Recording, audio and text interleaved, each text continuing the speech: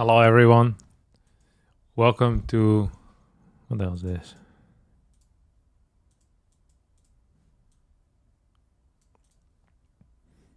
Welcome to the first edition of the Shopify Rebellion Sundays.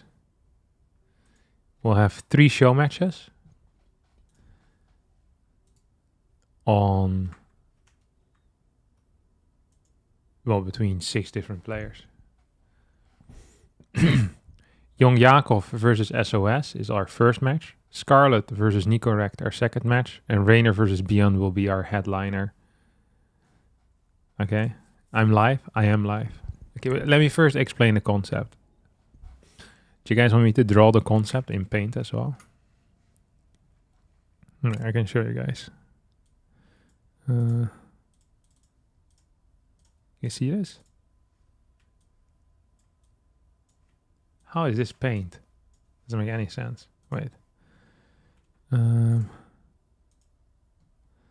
have a look. How do you do this? All right, there we go.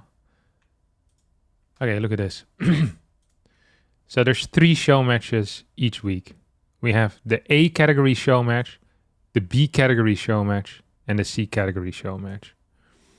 If you win 3 matches, it's a King of the Hill format, okay? So this week we have YoungYakov versus sOs as the first match.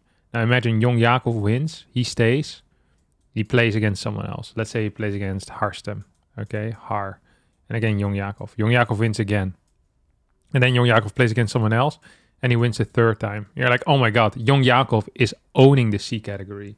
After 3 wins, you get promoted to the higher category. So he will then be playing in the B category. Today, the B category is Scarlett, Scary, versus Nico.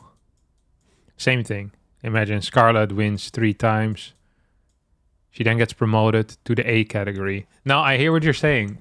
Damn, Harstem. What a brilliant system for a show match series. Did you come up with this yourself? I actually did. And if you're then thinking, well, Harstem, wait a second. ByuN versus Reynor here, right? Now, let's say that ByuN wins. And then ByuN wins again, okay? And then he wins again.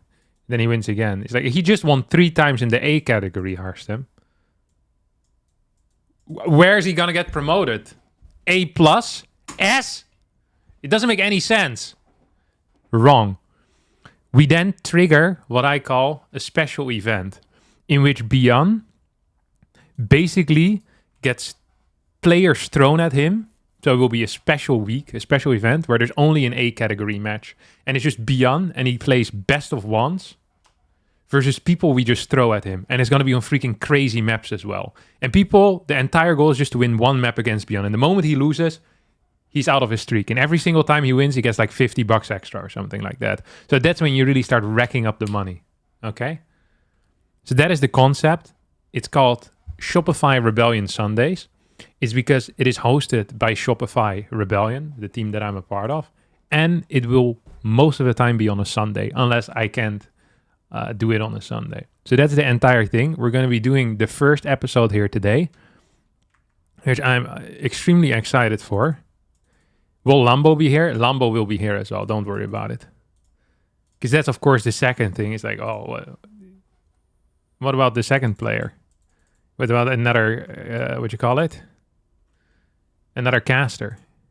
Who could that be? And I say Lambo. That could be Lambo. So that's what we're doing here. Hey, what's up? Share your goose with me. Yes, it is episode 1. And then there's going to be many episodes of this, okay? That's the goal, at least. And because I am the one that is in control of, I am, as they call it, the puppet master. What they call the puppet master. I also got to decide on maps. So there's going to be... We're going to go a little bit mental with the maps. The first week, I wanted to have a clean introduction, So I didn't do anything crazy. But I did pick 2 maps that you guys will have never seen. The first map is called Rust Belt. is a map that Killer Smile made after I told him what I think would be cool for a map, pretty much. That's about it. I can show it. And the other one is called Luminous City. A while ago, a map maker sent me a message on Discord and I was like, hey, Harstem, I have a map. Could you give some feedback? And I'm like, no, I can't, because that sounds time consuming.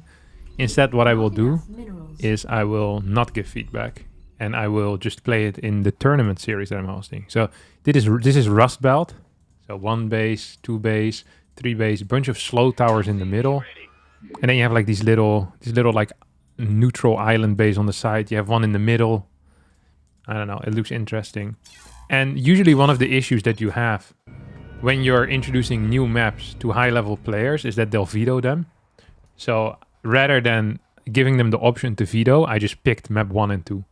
So they can't veto these maps. And I had a talk with some of the other map makers and I got like a list of maps that are increasingly more deranged. Because the goal is kind of to have people snipe the person, you know? It's a true king of the hill type of vibe that I want to go for. And it would suck if just the person with the best mechanics wins every week. So we're going to add some strategical plays in there by having like kind of wild maps. If there's an island map, I'll put in an island map.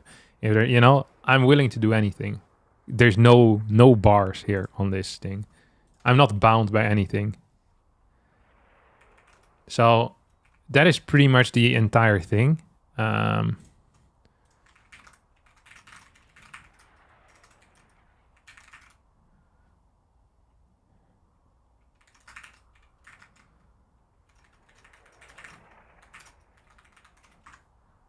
Yeah, that's actually the entire thing. Do they get to see the map before? Yeah, they get to see the map before because the goal is that I want people to prepare. So what realistically happens is that the people that think they're too strong mechanically will not study the maps, and then lower level players can snipe higher level players.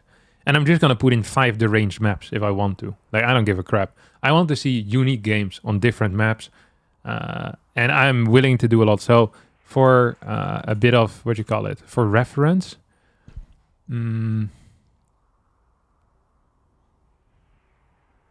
there is one map. Let me see. There's a map where there are bushes in which the units can only see melee range. There's a map with rising lava and side blockers that become lava geysers that instantly kill anything walking through them. There's a map where all units have +4 vision and there are gates on the map that you can open or close by attacking them. There's a bunch of portals on the map that give units that walk through them a buff or debuff. There's a map that has growing plants that slowly take over the map. So you have like 3 sprouts, and those basically spawn a bunch of rocks, which spawn even more rocks. See, I'm willing to go extraordinarily deranged with the maps. That's for next week, though. The first week is going to be very simple. Is that little face hair I see on our captain? That's new. Yeah. Shaving is an activity that I haven't found the time for in the past week and a half. Luckily, my facial hair grows even slower than my brain size, so for now I'm gonna be good. Did you watch GSL this morning? No, dude, I haven't seen anything yet. I have a question. The other day I wanted to watch your videos on Twitch and there was nothing there, only videos from 5 years ago. Yeah, I have no clue why that is. Twitch is a little bit deranged like that. Like, I have the content in my own video producer, but then after a while, it just, I don't know, it just goes away or something. You're like, your VODs expire.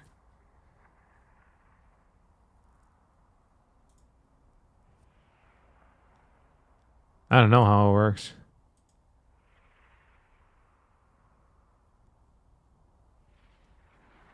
So yeah, that's going to be the vibe every single week. Today is a little bit lackluster. Oh, there's another thing that will happen.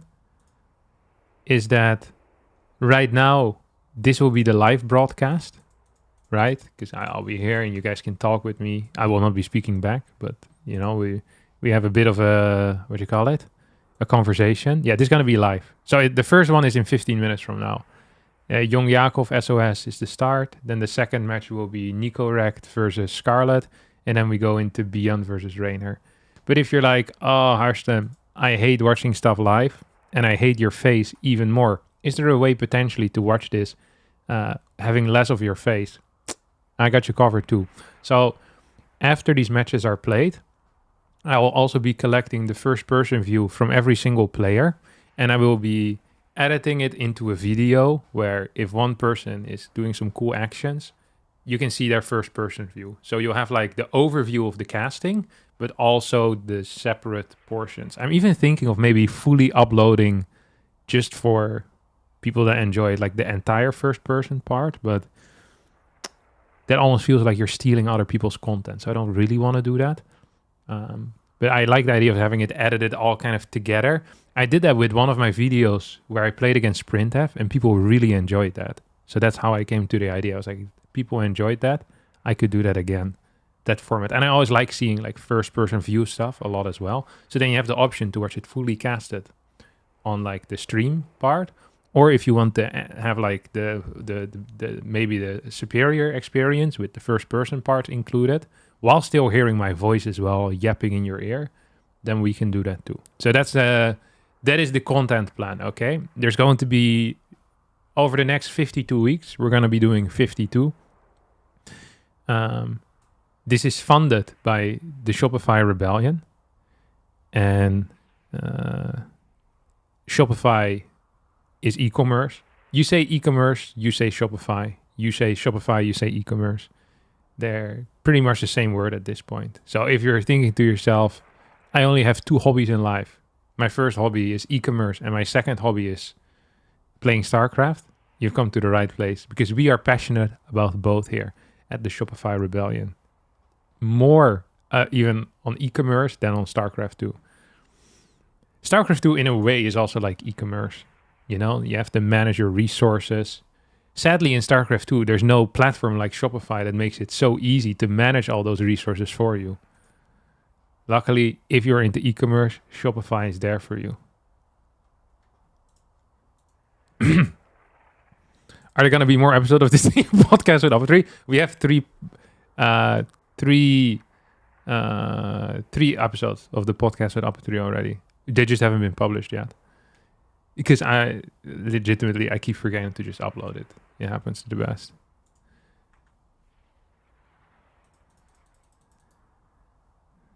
Where's TLO? What do you mean, where's TLO? Yeah, I mean, TLO, we could also get him. It will be like every 10 episodes, I'll cast one with TLO, okay? We'll force him to get out of his house. He has to install the microphone again. TLO, he's far removed from, the regular folk at this point. He's high up. In order to talk to TLO nowadays, I need to send like a speech request. I actually heard that if you meet TLO in the hallways of the Shopify Rebellion office and you look him straight into the eye, you get fined. I'm not sure if this is true, but I haven't looked him in the eye for years now. Yeah, he's... I'm a designer and did a Shopify website. Mind-bendingly good product. Easy design, built-in AI assistant. Everything can be automated, included invoice sending. Wonderful platform. Okay. That was a paid message, by the way. Yeah, paid chatter. Be sure to send me your invoice for that message. Shout out to you. Shopify is sick, though.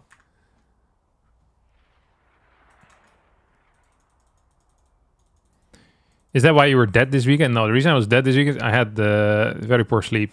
And I had my grandma's birthday today. She turned 91, which was a very exciting event. And she got to hold my baby for the first time as well. She was very excited for that too. She held him multiple times. It was a very wholesome experience all around. It's like she already has like 7 great grandkids, but mine obviously is also special. Not as special as the first one or the second, the third, the fourth, the fifth, the sixth, or the seventh, but she still liked it.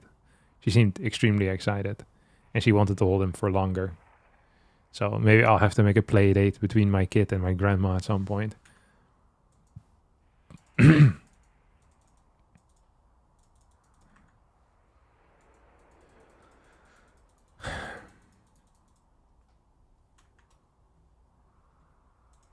So yeah, this will be a staple in the StarCraft 2 scene is what I'm telling you, okay? A staple where we're willing to experiment. Because that is also the mindset of people over at Shopify. We are willing to do what works for your online store. If you are an e-commerce merchant and you're thinking to yourself, damn, I wish my store was more adaptive to my needs, Shopify's got you covered. Anything e-commerce related, we've got it. Hundreds of thousands of apps created by developers built on top of the Shopify platform, all integrated within one. I'm not even sure if I really want to cast or if I just want to talk about how great Shopify is for the first 2 series, but I guess we'll see how that goes.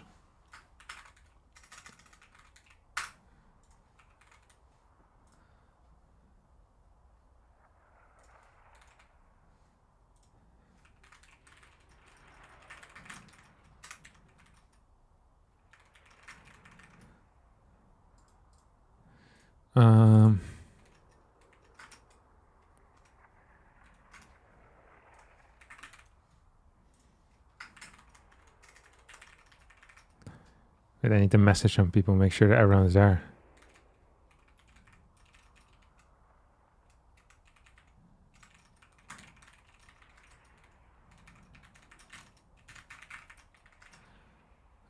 ByuN versus Reynor. Okay, exciting.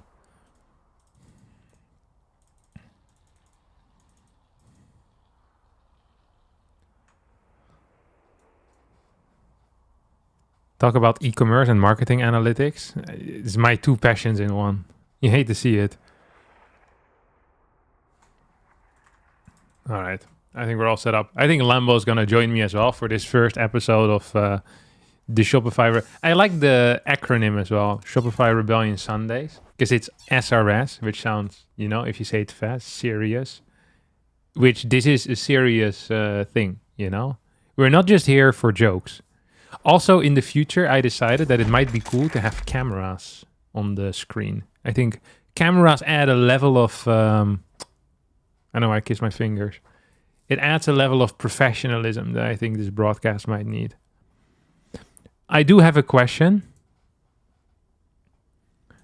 I'm having an admin. Imagine how much you could be praising Shopify instead of typing. Yeah, I could be.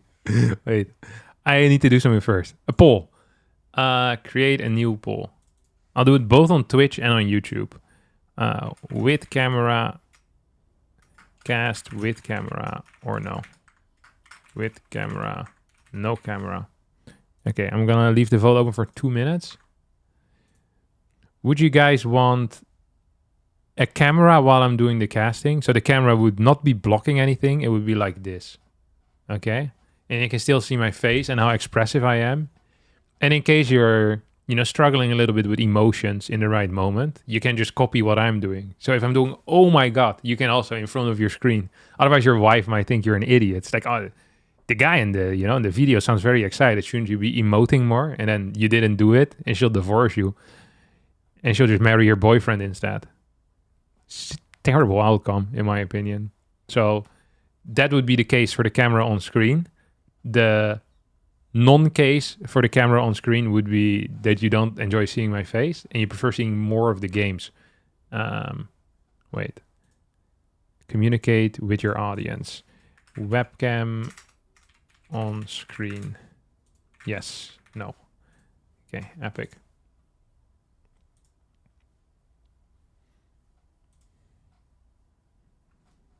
What are the maps for this week?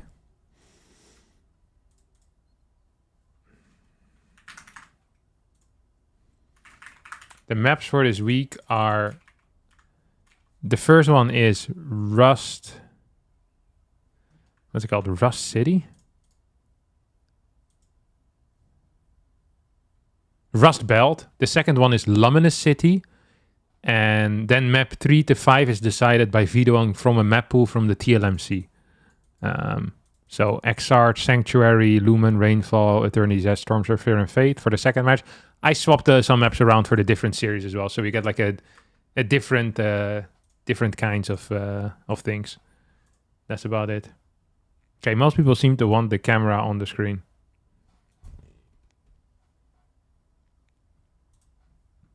Could I suggest a Terran challenge, please? Only first supply depot. All other supply comes from CCs. That sounds extraordinarily difficult. I hate it when my wife divorces me because I'm not emoting enough in front of the Shopify Rebellion Sunday's #1 with Harstem. It's one of the worst things that can happen, in my opinion. Would you ever consider bringing in Mario Erotica Artosis style to your streams? I think I'd actually rather jump off a cliff. And I wouldn't even care if the cliff is above water or ground. Actually, probably prefer it to be above ground. I freaking love Artosis. And I probably would enjoy watching Artosis' stream, but I cannot stand the freaking Mario Erotica. That might just be because I'm not into Mario. It's just odd that there's a huge overlap between people that like Brood War and people that are really into Mario Erotica. I did not think that those Venn diagrams would kind of cross, would overlap as much as they did. They almost seem to be like one circle. It's freaking crazy. Yeah, I'm not super interested in what Peach gets up to in the after hours, Hey, what's up, Maxwell?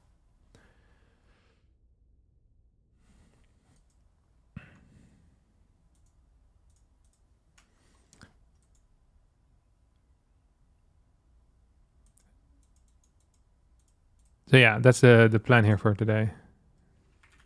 I even put it on Team Liquid on the calendar. And my good friend Wardy actually accepted it. So that's freaking fantastic. Oh, ByuN's going to be streaming it too. So you could probably even first person watch it. I'm not sure if he's going to stream it. I think he might. I should probably turn off the subscriber sounds because that is annoying for the video. Okay, shout out though to my boy Brew for subscribing. But for now, I will be turning that off. Have you tried to open a store using Shopify? I have a store with Shopify. There's even products in it. I just have it hidden, so no one can buy anything. Because I'm afraid of the success that it might bring and how people will treat me differently. This is actually... People often ask me, Harstem, you talk so much about how great Shopify is. What is the one disadvantage? I think it's that success comes too easy and people will look at you different when you have infinite money. I've heard many stories from Shopify founders that will say this. It's like my shop. I put on my Shopify store. I got big into e-commerce, and overnight, it's like my family, my relations with my family just deteriorated because I just had so much cash laying around, and they got jealous. And I kept telling them, get into e-commerce yourself. It is so simple with Shopify. If you're confused, you can watch some tutorial videos or watch the Shopify Rebellion Sunday episode 1 with Harstem and Lambo on the 17th of May 2026. They just won't listen. I've heard this plenty of times. That's freaking crazy. I think I actually had something else that I had to do too. Wait, let me see.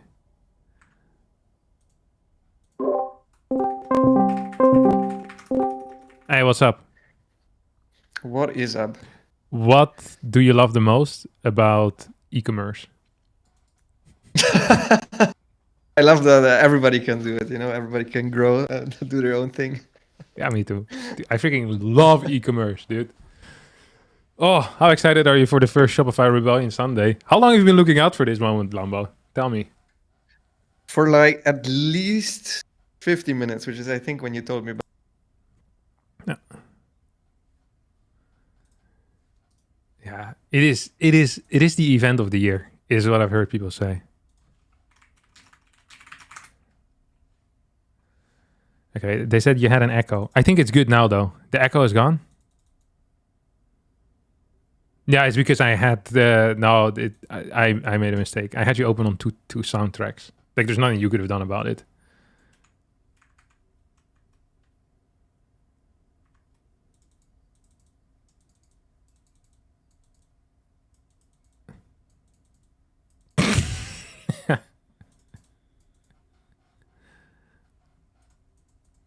Oh yeah, I love knocking. Yeah.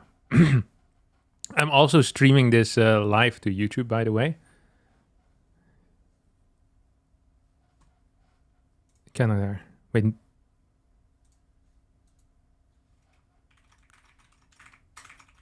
I want to make sure that the guys on YouTube can also hear you, because sometimes there's something weird with like how the things work, the tracks, because of the ghetto setup that I use for. 1 second. Yeah, I gotta make sure this works. Okay, wait, I gotta swap it around. Floop. Wait for the first. What was the first match again? Yeah, YoungYakov versus SOS. Actually, yeah, I should be on NA already.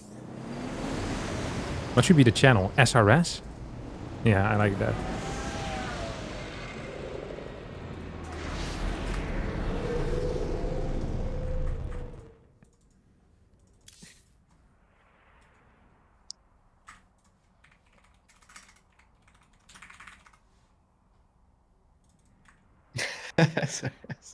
SRS stands for Sex Reassignment Surgery. And for Shopify Rebellion's Sundays. That as well, yeah. Yeah, we're changing the plot here. You see, you take a word and you just change it however you want. I like it. Yeah. Do we have the joint chat? I don't see the joint chat. Oh, wait, I haven't... Lambo King canceled their request to join. I just didn't because I was trying to fix something. Okay, I'm ending it. I'm going to try again.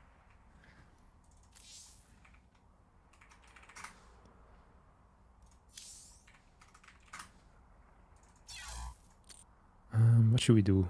I feel like Central, West Central is fair now. I think so for somebody in Russia, for sure, yeah.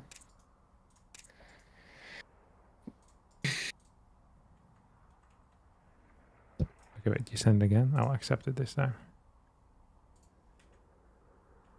Nice. We've quickly grown to the biggest StarCraft stream right now online. I think we just like that. Yeah, we overtook ByuN just like that. He's going to be playing later too against Reynor. ByuN has been trying to veto with Reynor for the past 5 days. And Reynor last night at like 12 said, let's go veto, and then didn't respond for another 20 hours. Yeah, it's a bit like doing your homework. You do it as late as possible. Exactly. In the RSL, they also always host the thing as early as possible. And I tell them I'm down whenever, and then they start responding like an hour before the match. Every time, actually, so far. Literally everybody. Ah, that's so good. I'm a huge fan of that. Yeah. So, for the people who are new to the Shopify Rebellion Sundays, and you're thinking to yourself, what the hell is a Shopify Rebellion Sunday? These are the Sundays that are not just regular Sundays. People always say Sunday is for the Lord, but Sunday is also for Shopify Rebellion. And we have a little tournament here. Different types of maps. Best of 5s. 3 different levels of show matches as well, Lambo. We got the C, the B, and the A category, and we're starting with the C category. It's a King of the Hill format. If you win 3 weeks in a row, you get promoted to the next level. How crazy does that sound? That sounds very crazy. Yeah. Nice format. Yeah, it's actually a freaking beautiful format, in my opinion. Maybe even the best format that has been done. You used to have the IPL Fight Nights, which pretty much it is. Oh my god, did he just send an instant probe, try to block, but forgot to block? Yep, that is what happened. You saw that correct. That's a mistake. That would have been a disaster for Yakov as well, because he was going for a 50 match without an overlord. So if you got blocked there, you feel really bad. Because it is really bad. Yeah, it's the worst case scenario. Oh, Yakov is doing the... You see the drone stacking here? Well, at some point, they're just going to walk to the middle one themselves. Yeah, he's now fixed it. Don't worry about it. Do you remember when we were in Canada and we were talking with Foxer and he didn't know how worker stacking worked? Yeah, that was crazy actually. Because he thought his CC timing was basically just based off his worker split. He didn't even understand what a good worker split made, what makes a good worker split. Yeah. The entire point is to get every single closed mineral patch double saturated instantly. Yeah. Yeah, and then also have every other patch at least one worker there. Otherwise, they start bouncing around. That's one of the key concepts. All yes. right. See what SOS is actually up to. He is still a bit of a weirdo, isn't he? He's not the craziest guy in the world, but he still does have his little curveballs that he throws in. For sure, yeah. Yeah. It's kind of his thing. I remember last time he qualified for GSL, he played against Reynor. He did game 1, he did a Tempest build. Game 2, he did one fake Tempest into Glaives. Like it's not the weirdest thing, but it's pretty out there for sure. Yeah, he's the thinking Protoss. We don't have many of those, so we keep him close to our heart. Yeah. Yeah, I wonder. You guys have a lot of Protoss players that kind of play their own style and they play a bit different. But for example, Hero plays a lot of stuff that's out there too, but I feel like he's just improvising. He's more a vibe-based Protoss than a thinking Protoss, realistically. Yeah, I feel like it's more intuition with him, and with SOS I feel like most of the time he actually prepared like a little something. Okay, we're gonna get the fight between the probe and the 3 links and the drones. He's gonna try to pylon block this. He seems very keen on trying to hold this. I think if he had thrown a pylon down, he actually would have been capable of doing something there. Sadly, yeah, it would have been close. Three Zerglings I don't think would have killed it in time. If 4 Zerglings stayed there, for sure he would have. Oh my, this adapt should be dead. If he turned there with all 3 Zerglings at the proper timing and put like a drone. Even now was still kind of close. God. It's like a 10 HP. Yeah. Like 2 milliseconds and boom, you're gone. Void Ray first. This is very SOS-like. Even if you're not doing anything too crazy, it's nice to just have the, at least make your opponent believe a little bit that something crazy is going on. Yeah. Against somebody like SOS, really a Void Ray is quite annoying because you don't know what is behind it, and then sometimes the craziest thing would be if he just plays a normal game. Like if he plays Blink and he hides his stalkers, you're gonna crap your pants thinking it's either like a charge out all in, what is it, a Tempest rush, a carrier rush, is he hiding Phoenix? Yeah. So you get Lair, you get A lot Roaches. of Queens. Yeah. Yeah, Blind Spire. Ooh, second Void. He's Blink calling. Lambo? Oh no. What is this? Yeah, I don't know what this is. Usually with the double extra gas, I would say it's some form of Sky Toss, but really, if you would go Sky Toss, usually you don't start a second Void Ray. First you start a second Stargate, so I don't know. You're the Protoss expert, you tell me. Yeah, I don't know. There is a guy that plays 3 Void Rays and then goes for 4 DTs and snipes your spores when you're on lair attack. And at the same time, he tries to fly in somewhere with Void Rays as well. Usually first the Void Rays go in to try and snipe like a hatchery, and then the DTs go in. So you think, I can stop the Void Rays, and boom, DTs snipe a spore, and then they right-click a hatch and they kill a hatch. It's really freaking frustrating. It's gonna be double Stargate pre-Nexus. And there is a very late Oracle with this as well. That is just to kind of sell the idea that this is something a little bit normal, I guess. Or you think it's mass Oracle? No. I think it has to be, no? Fleet no, Beacon. okay, it has to. Maybe it's Void Rays with a speed upgrade? Because I mean, if this was Tempest, for sure you would have gotten a Fleet Beacon before a second Void Ray and an Oracle, right? Carrier is the same. So I feel like I'm kind of feeling Void Ray speed, but we'll see. He's gonna go Flux Veins? I think the last time I've seen this upgrade research before 25 minutes has to be in like Heart of the Swarm almost.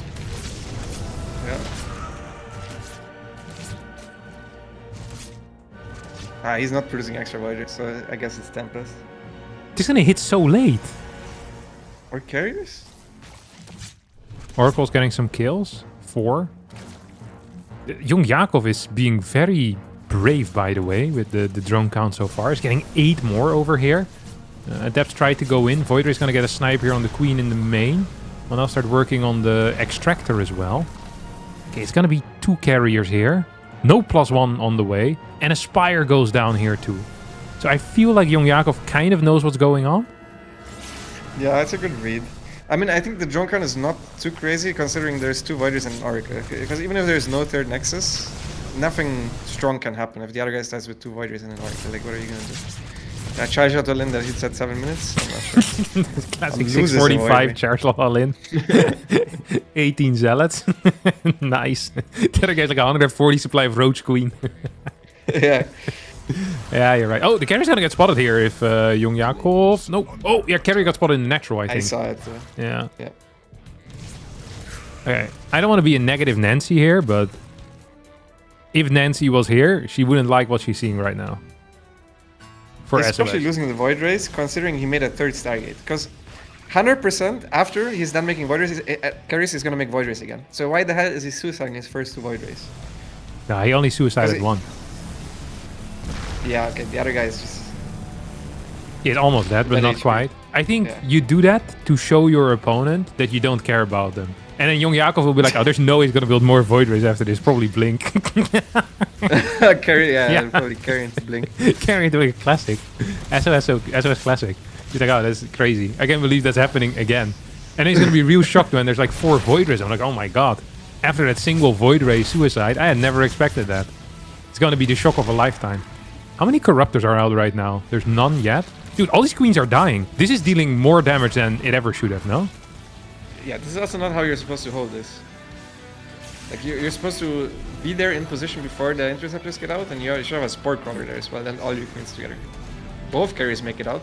Very good harassment so far from SOS. He's making this into a pretty reasonable position, I think. Like, I don't think YoungYakov can actually kill him now, since that was kind of a bad defense. Honestly, it still might be tight. Carrier builds are usually not safe at all. But if you mass Void Rays afterwards, and the attack is not too tight, you can usually defend it with mass Void Ray. Interesting. Let's see what's gonna happen here. Corruptors coming in. We have 4 Void Rays. It's gonna just push it back. There's not that many workers for YoungYakov either. Double Adept is shading by here too.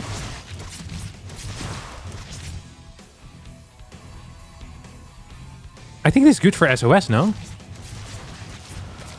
Yeah, I mean, I think you can always, at any moment, play late game. It's actually kind of good for Zerg. Like, if you make the Infestation Pit, at any moment, I like his position automatically, to be honest. But I think if YoungYakov wants to attack, especially without queens, it's gonna go very wrong. Because he's basically playing against Mass Void Ray, so if he wants to kill it, he needs queens.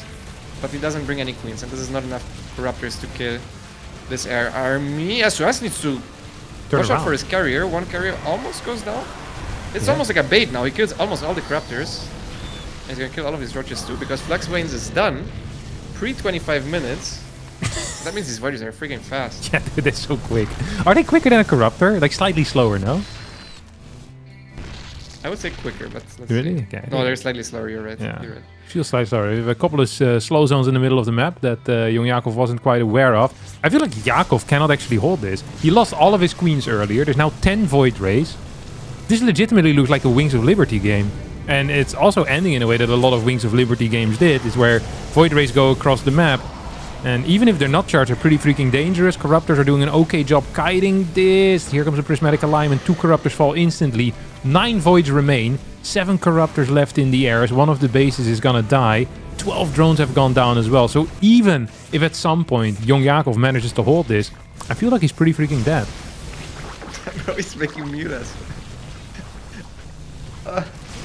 Mutas are not actually that good against Void Rays. Like, you would think they're good against Void Rays because Mass Muta is good against Mass Void Ray, but if you have the decision between having 15 Corruptors or 10 Corruptors and 5 Mutas, you want 15 Corruptors, I feel like.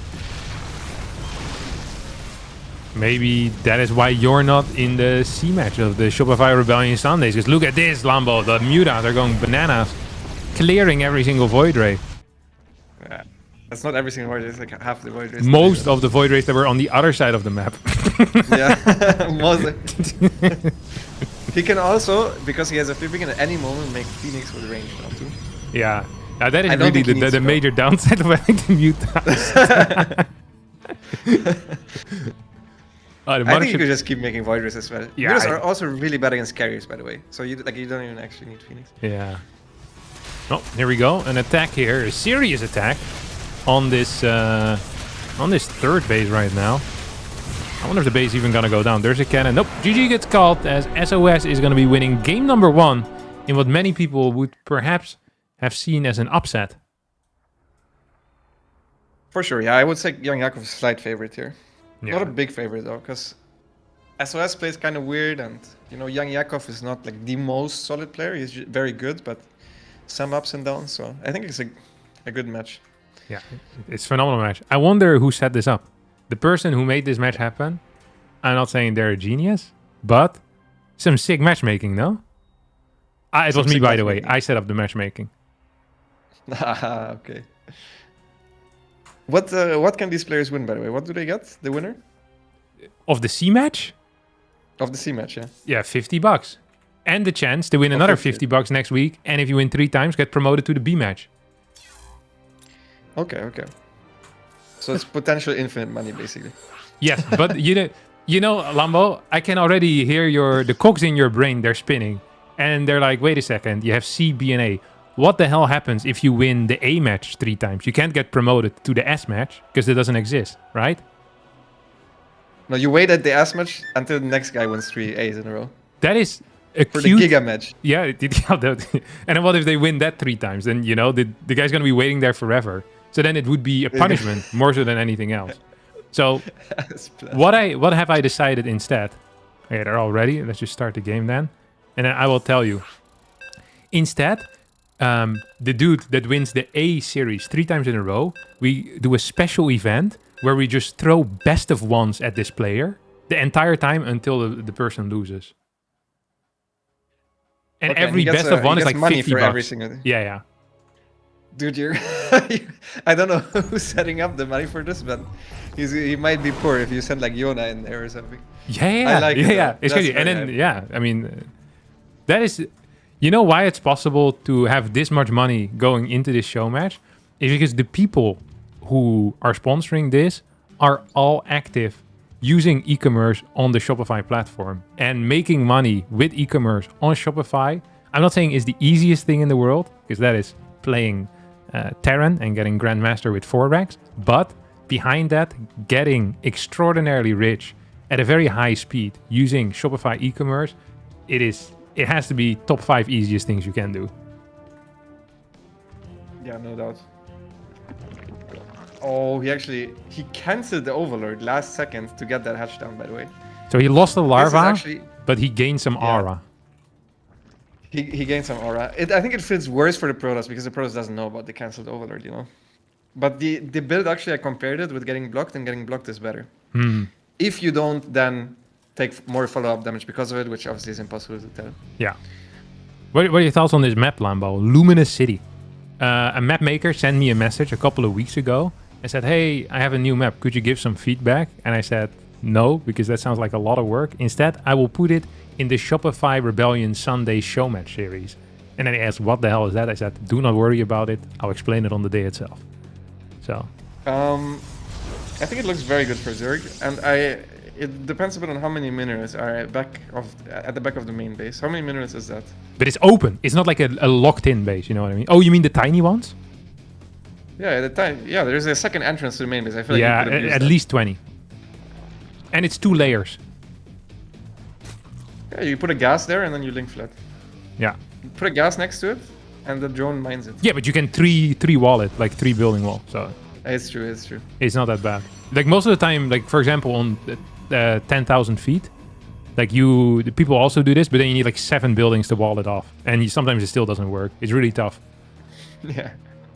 No, the reason why I think it's good for Zerg is because the third base, the bases are very far out there, and you can have huge surface area no matter where you fight. I feel like it's not very choky, this map, which I usually love favors Zerg. And then also the maps are the bases are all far apart from each other, which is... Look at the makes it gold easy with the to Rich attack. Vespine Geyser on the bottom as well. That's I freaking love it. Yeah, I have some this week I wanted to start simple, but another major concept of the Shopify Rebellion Sundays is that Shopify is an innovative company. So we want the show match series on the Sundays to also reflect that. So there's going to be some freaking bananas maps in there. Also makes it easier to snipe people, you know, which is cool in a King of the Hill format, in my opinion.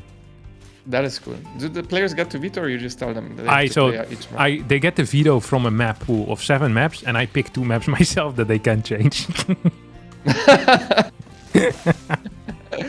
That's great. Yeah. Hey, so we're gonna have exactly 2 innovative maps. No, well, the other map pool is also like there's not gonna be any normal maps in okay. there. Like they can, Easy. They'll need to put in some work. People with work ethic will be rewarded. I like that. Yeah, I like that too. Preparing, and because there's potentially infinite cash on the line. I think it's a great system. Ooh, double adept shade into the main base. Speed is about to finish up. Crazy. That's after speed is done. Yeah. And he's gonna lose 1 adept here at least, right? Yeah. He's extremely lucky that this was not 8 Zerglings, because then both adepts would have died right away. Yeah. Usually you can only shade him with the first shade, and even then you can only shade him if you go double chrono. If you go single chrono, the shade is gonna finish around the time the speed is done from the Zerg. So really you're just gambling on the Zerg not having a lot of workers. Oh, YoungYakov hit an Overlord that will go for the follow-up scout, which is really cute, but it comes in from the wrong angle. So it's not going to see anything. Well, usually it would be the right angle, but for whatever reason, SOS built all of his structures on the pylon in the natural. That's actually crazy. I cannot believe this. Void Ray is now going to have to hurry back home to catch his Overlord as well. We'll get it before it sees the Twilight. Might spot one of the third gateway, though, which would actually be a pretty major tell if you see that. He's not using Prismatic Alignment to stop this. Dude, SOS doesn't give a crap. He's gonna get that scouted. At the same time, Oracle in the main base dies. Kills 2 drones. Rosewarn on the way already here for YoungYakov, who seems to have a decent read as to what is going on. It's gonna be... Is this 3-gate Glaives? Yeah. Kind of middle of the road. Kind of middle of the road, but it should have quite early since he got that before the third Nexus even. But yeah, losing the Oracle is quite bad, and now I think YoungYakov is gonna get in here for the scout. I can't believe he... You think the Zerglings couldn't force their way through there? That does not look like it's a perfect wall. Yeah, I think with a little bit of pressure there, definitely. Oh, these 2 Adepts are going to get caught. I was mainly looking at these 2 Adepts, to be honest. I was shocked that he just decided to shade to the side. And especially if you're only playing 3-gate, like losing 2, that's... No, listen to me, he's doing the exact same concept again. Game 1, he sacks some Void Rays. Surely he's not going to go Void Rays. Game 2, he sacks some Adepts. You know, he shades the first Adept in, loses 1, shades 2 more. Surely it's not going to be Glaives. The only issue is that already he scouted the extra Adepts as well as the Overlord saw the extra gateway, so this is not working this time. He's going to have 6 Adepts with Glaives, 6 minutes in. That is 1 Adept per minute. Like, this is, this is not a great concept.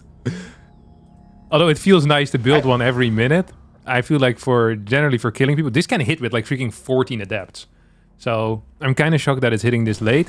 Fort base is under some pressure from that Void Ray. There's no real creep actually heading over there quite yet. Well, it's heading over there. It's not there yet.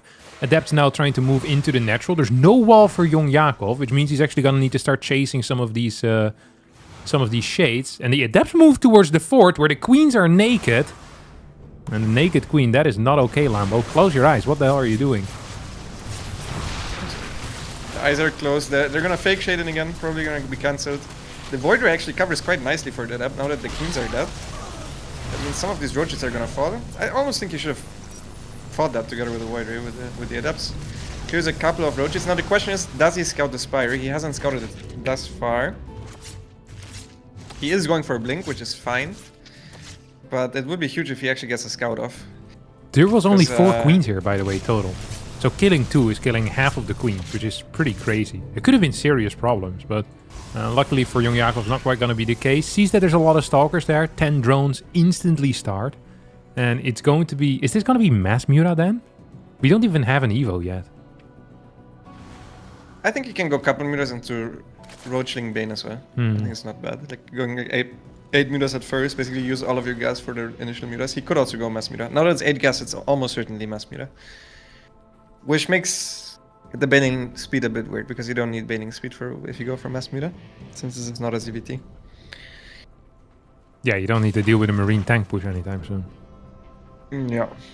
Oh, he went for the blink with the overseer. Did you see that? Yeah, it's very cute. Pooped on that. It's not going to be very impactful though, is it? But it's cute. I would have went for a Storm, no? Hmm? I would have went for a Storm. I think it's much more scary for the Protoss to see Storm getting pooped on. And then you also think, okay, this guy is probably going to try to hit the timing, you know? Yeah. But what if YoungYakov does want to hit a timing with the bailing speed that he has? He's still not building an Evo chamber. Okay, now we get double Evos. He might have just forgotten about it, conceptually, the upgrades. We get a fort base in the far back here. Do you think that is the correct fort base, by the way?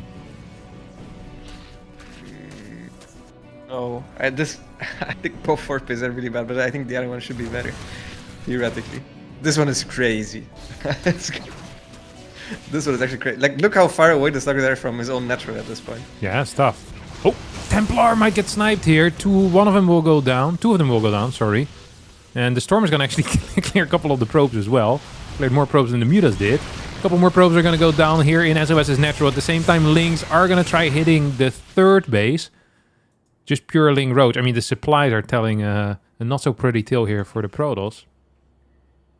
Yeah, I think sOs's best shot is if he actually forgets about the 4th base and he's gonna try to max out on 3 base. I think that's legit the best thing he can do.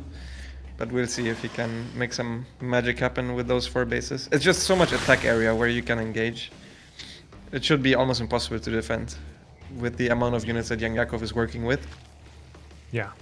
I hope he goes towards the 4th base, because you can draw out the Protoss army that way and then engage, like collapse on it. Yeah, here we go. From the north side right now. Mutas try to enter the natural. First storm is okay, but doesn't kill the banelings, which then means there's not a whole lot of impact there. Next storm is on the roaches. Mutaling on the left side, not really contributing whatsoever. I guess hiding is contributing, because you're keeping the stalkers in the natural at least.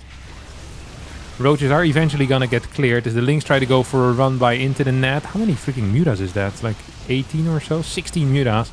All running into the natural.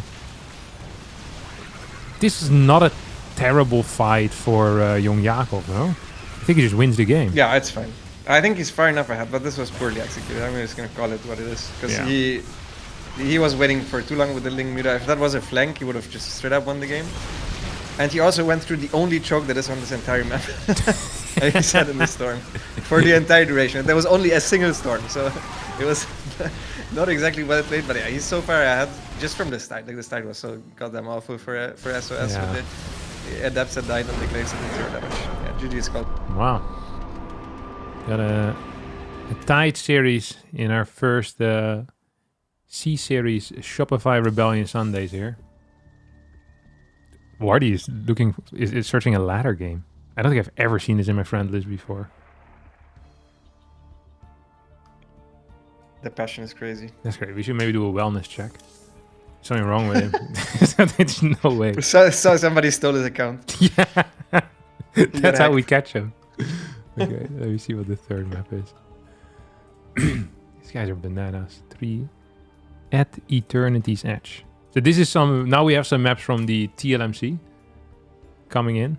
The latest TLMC, which they did the vetoes from. So I just gave them 7 maps from there. I think there was 15 total finalists, and then they got the pick out of 7 that I handpicked, and they vetoed down to 3 maps.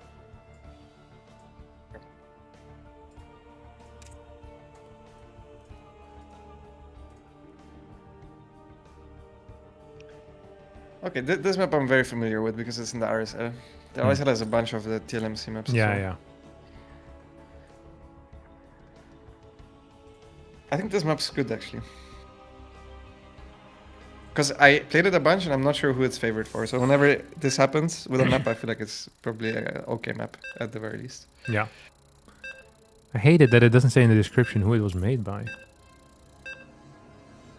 You're gonna have to look that up after the game then. First map was Killer Smile, second map was Ming. It's always nice to give, the people that create the playground that we play on a little bit of credit as well. There's not a lot of money in map making, Lambo, but there is some credit. That credit should be given. Ooh, once again, we're going to get an instant scout coming out of SOS. It's made by 3D Clans Depressed. Depressed. His name being Depressed One, yeah. Yeah. I figured it wasn't an entire clan consisting of the depressed people. I guess I just wanted to name the clan, so I don't just call him Depressed, but I mean, that's what his name is. Yeah. Oh, there we go. 15 hatch, Overlord cancel again. I believe, but I could be wrong, Lambo. You're going to have to correct me if I'm wrong. That this trick was actually made by YoungYakov. Yes, it's at least the person that I saw it from first. Well, actually, Solar told me about this, and he copied it from YoungYakov. So okay, yeah, a bit of innovation. A bit of innovation for sure, yeah. You know what that reminds me of? The fifth match of SOS. No, Shopify, an innovative company that can help you make your e-commerce dreams come true. I can't believe you missed this one. This was the craziest assist I've ever given. The craziest assist you ever given. Yeah, I thought we were done with the shoutouts, to be honest, but we can also do one per map for sure. Yeah, they never stop the shoutouts. It's never stop the shoutouts. Yeah. Never done. Okay, I'll be ready for the next one. Yeah, okay, good. I'm pretty sure that they told me that I'm not even supposed to shout out the Shopify company. I think they actually wanted to sell some of the Shopify Rebellion merch instead. That was like the main point. But I don't have the link handy right now. So for now, just start the Shopify store. And then after this series, I'll quickly read the briefing that I got sent. And then we can... And since you guys will already have made a lot of money from your Shopify store, you then have the money to buy our Shopify Rebellion merch. Yeah. It works out perfectly. Yeah, exactly. It goes fast. I met people. They went to the toilet. They come back. Millions in the bank. Okay? Their life is not the same. I was telling them earlier. The only downside that I've heard is that the relationships, they change, you know? It's like lottery winners. People feel like you don't deserve it because it comes so easy. You know, they've been bootstrapping their business for 12 years. Yeah, they're turning a profit of 80, 90K a year, which, you know, very, very decent. And then this guy comes in, starts a Shopify e-commerce store, millions in the first day. It feels more like buying a winning lottery ticket than it feels like being a savvy businessman. Yeah, but realistically, you're both. Yeah, you are. You can't take the credit. Yeah, but that's why the relations often sour within the family. Jealousy. Yeah. Jealousy is a bad mistress to have. You in general shouldn't have mistresses, Lambo. You really shouldn't. Yeah. As SOS sent a second probe out. He sent a probe right away, and then he sent a second probe out to proxy Stargate. If this doesn't deal a lot of damage, it has to feel super bad, no, for Protoss. Yeah. Even if it deals a lot of damage, it still feels kind of weird because your Stargate is on the map. Yeah, I think if you get a second Oracle, it's not that bad. But yeah. I mean, you can't get Phoenix down the line, but realistically, I think it's not the biggest issue, especially if you play Blink. Yeah, no, that's true. Oh, here we go. Double adapt. I feel like you always have to commit, right? Ooh, this Spore is fast as hell, by the way. Ooh. It is. It's not quite fast enough for the proxy Oracle, though. It's gonna show up here. There's nothing in the natural, by the way. If this Oracle continues to the natural, there's nothing there because the Queens chase the Shade. Oh, this is so bad for Yakov. All of these drones will have to run. There's a lot of lost mining time. Loses one extra worker, probably a couple extra, no? Oh my god. The mining time is disastrous here. And also, the workers killed is also disastrous. Yeah, it's quite bad. But what the hell is this follow-up from SOS? Did you forget the Twilight? What is this? He also was oversaturated in the main. Maybe a trick? A trick? Yeah, he got us good because we're confused. Here comes the Twilight. He did forget the Twilight. Yeah. Yeah. Ooh, he moves on with the Adept. It's a little bit risky. I guess he saw the Lynx come by with the Stargate Scout.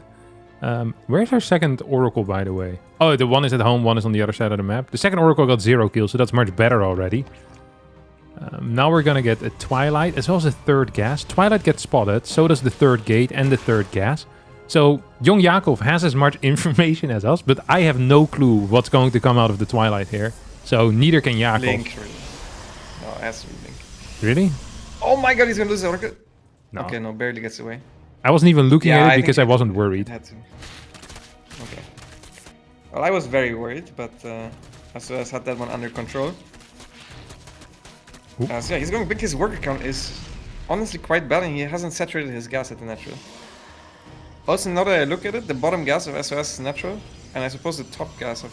No, really just the bottom gas of SOS natural. Looks a little bit further away than the gas should be. It does feel off. What is SOS doing? He cut workers to then just start rebuilding workers from one nexus. Is this a queen wall? I think it's like mind gaming himself. No, it's not a queen wall. From the Zerg? The Zerg doesn't even have a No, yeah, like a fake queen walk. Was it the thing, or was he just out of position with the queens? Oh, I don't know. Okay, Hydra Bane. This feels extraordinarily good for YoungYakov, and it has no business being this good.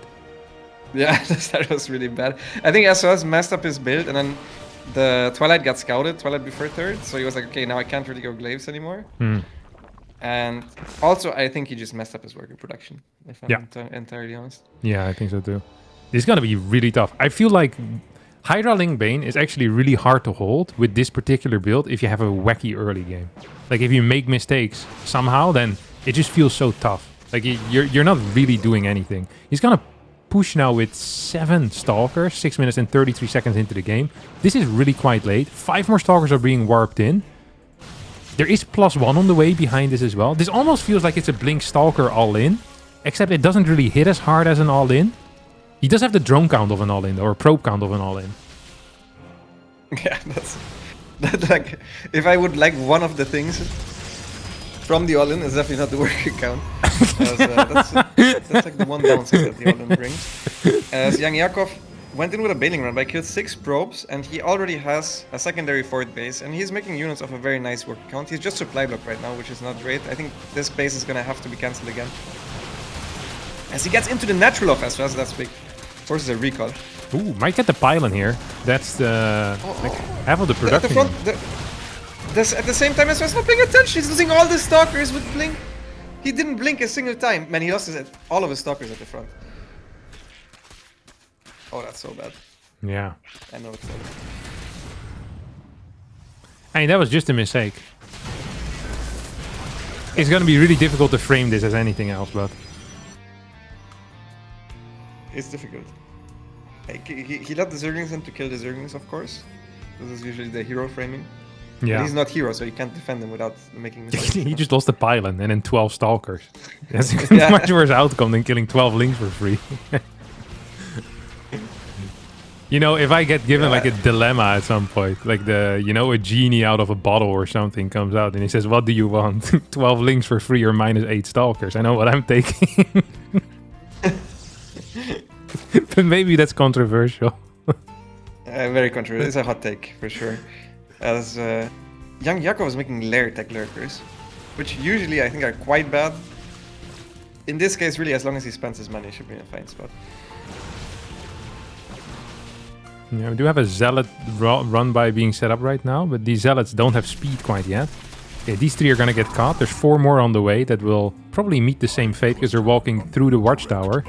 Oh, hold fire! Oh, he revealed for the fucking creep tumor and he gets lurkers instead. That was very fortunate. Yeah. I mean, he still lost almost all of his stalkers and probably the game. And the fact that this was the, the good scenario. This was a good outcome. Yeah. The best outcome is I leave the game 20 seconds later. Could have been that right there and done it there. Crazy stuff. Oh, Lambo. 2-1 in favor of YoungYakov. YoungYakov probably wondering how the hell he was ahead after losing, 6 workers and lost mining time of like 20 seconds with a full miner line. But sometimes it just, sometimes your opponents also make mistakes while you're not even looking at it. Yeah. Okay, wait. I need to... Rainfall is the 4th map. Are you familiar with that one? Yeah, I played it in the Team Liquid map contest. Thoughts? It had an annoying rain feature where... Oh, I do. Yeah, the rain in the main base. Yeah. It was a bit annoying. So that's the only thing that stuck with me. Yeah. I thought it looked nice when I was casting a game map on it, but then I played some and I was like, it's not a huge fan of this. Wait. Yeah, let's have a look. YoungYakov. Are you coming too? Yeah. Yeah, I was waiting for a personal invite, but I had to do all the work myself. This map is made by Character. I think that's with a capital R as well, right? I remember his nickname. Capital R at the end. Yeah. Okay. They're both ready. Let's just keep going. Man, they're going way too fast. Holy crap. Yeah, they're really cooking.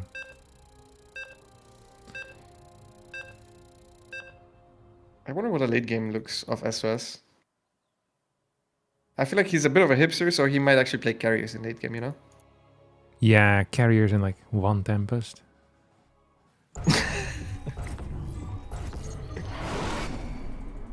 All right. Game number 4 on Rainfall. Yeah, okay. I do see the rain feature. It is quite heavy. I don't have it at all now. Really? No, I'm seeing it. I literally have no rain on mine. Especially Maybe in the bottom, changed right? it, so it's... Bottom right. I literally have no. Yeah, I have none. There's lots of rain. I Dude, can see it on your stream, but today I was driving home and it started raining like crazy. I almost wanted to pull over. Like there was so much rain. My wind wipers, rain wipers? They're called wind wipers, right? Wind wipers? I have no idea in English. Like the wipers. Wind wipers just sounds wrong though. Yeah. Those, they couldn't keep up, you know? And then it was like the roads were freaking so filled with water. It was insane. I've never seen this amount of rain in my life. Windshield wipers. Windshield wipers, there you go. Windscreen wipers. I knew there was a wind in there. Yep. SOS didn't get the block off again, and this time it was 15 hatch after Overlord. So this is actually really bad. He's gonna fake cannon rush. I like this though. Yeah, I like this too. Only 2 workers though, that's good for Zerg. If he stays with only 2, it's very good for Zerg. This costs 25 minerals for the Protoss. Oh, he's putting 2 extra. Ooh. Now it's fine for Protoss. Yeah. It doesn't really delay anything for TOS, except that your worker is so freaking early. I feel like if you see that there's an attempted block and then they do this, it's very unlikely for it to be a cannon rush, no? Very unlikely. Yeah, it makes absolutely no sense to send your worker right away if you cannon rush. Yeah. I feel like I wouldn't fall for this trickery as a Zerg player.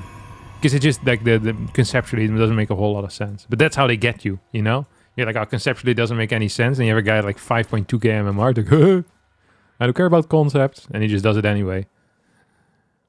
Would you say it conceptually made sense to sack the adepts when he was going Glaives? No. No. I guess SOS is not a guy that's big on concepts. Not big on concepts. You know who is big on concepts, Lambo? Shopify. Shopify, loads of concepts. You know what specifically they have the most concept on is on e-commerce. If you think to yourself, God, I would love some e-commerce concepts, but how the hell do I execute on it? I'd say head over to freaking Shopify, get that free trial that I'm sure they have, and check it out. Start making infinite cash using e-commerce. The best e-commerce platform in the world.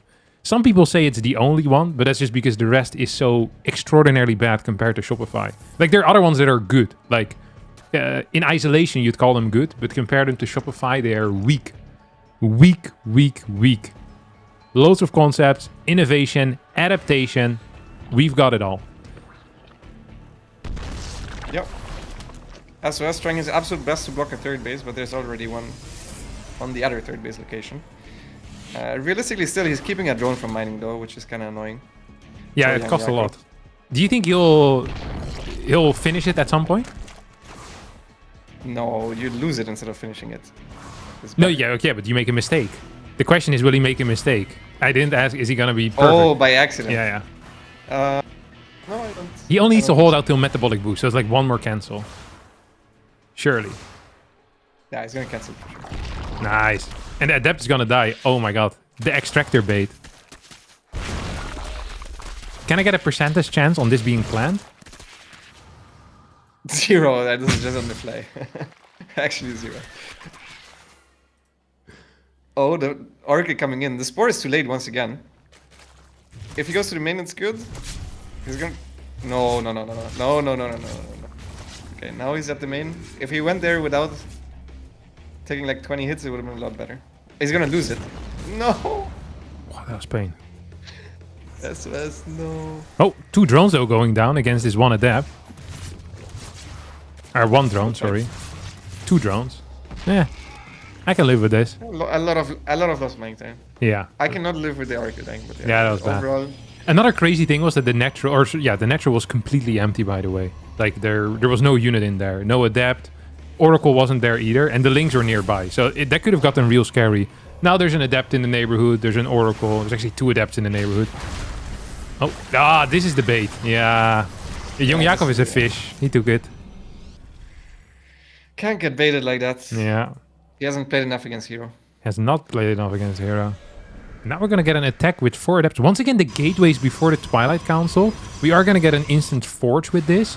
So it feels a little bit more standard. But this start is still fantastic for YoungYakov. Like, he's in a good position right now. Killed an Oracle. This adept little move out shouldn't deal a whole lot of damage. There's 14 links on the way. They're not here yet, though. They're still producing. Finish it, I think. Finish it in between, and you have the Oracles as a backup. I think this is neat. There's not enough energy though on these oracles. Yeah. As long as he doesn't lose any of these units, it's still fine. Ooh, that's a Oh, nice shade to the shade. third base. That's crazy. Oh, I think I would have finished the shade in recall probably. yeah, kill 1 drone, 2 drones, and then boop, you're out of there. Yeah, it's gonna leave with 2 adepts. Might still get caught though by the links eventually. Behind this we're gonna get charge and +1. We don't have any gas in the natural, so SOS is playing 4 gas. This is a very odd way of playing. Like we don't actually see this at all. Yeah, it's 2 just, gas charge. where did these 2 adepts came from? Look at that. They juked YoungYakov, that's for sure. Yeah.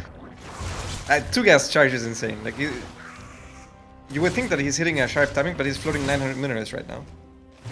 So he's outplaying YoungYakov a bit with the 2 adepts, but realistically he's also outplaying himself. Since he's floating a ton of minerals. This is 4 gate as well. How's this possible? He could have double expanded and hit the same timing. It's gonna double robo instead. And 3 gas at the same time. How many times do you think he practiced this against the AI? No, this is on the fly as well. This is fully on the fly. I have no clue what's going on. Like for a second I thought it was something like Haas used to play, you know, when Haas had the one good finish at the DreamHack. Yeah. But yeah. I think he scouted the Bailing Nest is what's happened, so he didn't believe in a straight up Zealot attack, and then he's like, okay, now I probably need Immortal Storm. Oh, let's see the multi-prong. Good stasis ward at the natural. A couple of Zealots also running into the third base. I think he did a good job so far at splitting the Zealots. That's nice. A lot of Banelings going down as well. Ooh, I have another Needs to make wave sure of to zealots. macro behind it. Yeah, he has Like, 1600 spend his minerals and 500 gas. It's a lot of resources. It's gonna get... I think he's winning, honestly, if he spends his money. Yeah.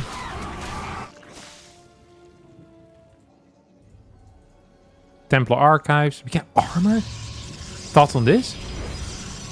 It finishes quicker than the melee. If he's expecting a timing, maybe. Okay. Armor is also good for Zealots. But yeah, it's... I guess, yeah. It's better for Zealots against Zerglings specifically. Oh, the Zerglings are gonna get in. The Oracle is not at home and also doesn't have energy. Oh, this is quite bad. Yeah. We also have a Link Bane run by at the third base at the same time. Natural is gonna lose 13 workers instantly. Banelings are gonna hit the third as SOS doesn't pay attention. The Banelings explode. Oh, even on the transferring probes.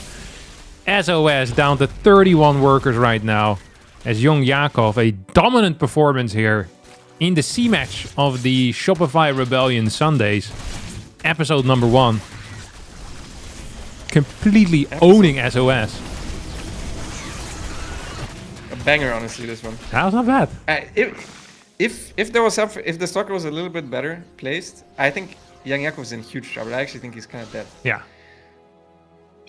Oh, GG. Yeah. GG. SOS has lost our first series. And that means that we're going to be going into the second series of the day. Lambo. Nicroract versus Scarlett. Can you tell a little bit about both of them while I read the advertising brief here for a second?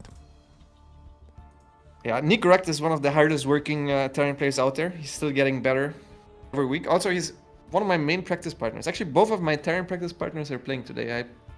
I prepared for RSL where I had a bunch of Terrans. I prepared only with Nicroract and ByuN. Both of them are playing today, one in the B match, one in the A match. On Scarlett, not practicing as much these days, but she's very talented. She picks up on stuff, on what is the meta, what to do. I think she knows approximately also how to counter an opponent. Like I would say Scarlett is better in an overall best of 5 than a player like Nicroract. I think she can mix it up. And she can play a lot of different styles, so it's going to be a very interesting one. Whereas Nicroract is usually more of a standard TVZ player. So yeah, it's really up to, can Scarlett either play well enough in a normal game, which Scarlett is always very good the later the game goes, I feel like, or will Scarlett mix it up and maybe play some different styles, maybe some Roach Infestor or something,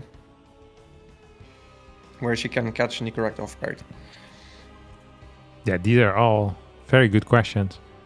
I read that I'm doing fantastic, by the way. If, however, you're like, oh my god, my 2 favorite things in life coming together, Sundays and Shopify Rebellion, and you would like to have some Shopify Rebellion merchandise, then you can go to shopifyrebellion.gg. /collection/all. That you could also just go to shopifyrebellion.gg. I think you just go to the store then. Yeah, just click the store button. Yes. I will even link it in the chats in case you guys are not feeling, doing anything else. But yeah, all of this is made possible by the kind people over at the Shopify Rebellion. Just like our lives are made possible by the kind people of Shopify Rebellion. They pay our salary, Lambo, is what I mean. They do pay our salary. Yeah. Oh, look, the 2026 jersey also looks pretty cool. Does You it? can even see on the website that ByuN is streaming, because it shows him as the most viewers probably. Yeah, because they don't know that we're working together. Yeah, they don't know about the knocking. Yeah, the knocking. Also, my YouTube stream also has 200, so really we're destroying them. Gonna have to talk with the developer who made the website, because this doesn't make a lot of sense to me. Yeah, none at all. Yeah, that's ridiculous. Okay, wait, I'll tell Scarlett to show up to the channel too. I could have told you shopifyrebellion.gg, by the way. I can't believe you needed to read through a letter to know our homepage. No, they were thinking of having like a little special link for me, but I think they forgot about it too. They're like, Harstem will take care of it himself.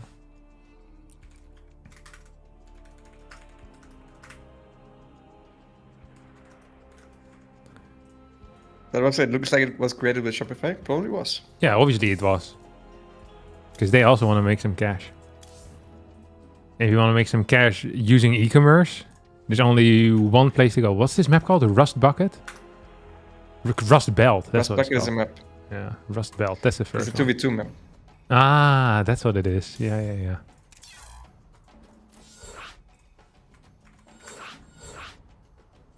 Oh yeah, Scarlett's here. When's the last time you saw Scarlett play? Do you remember?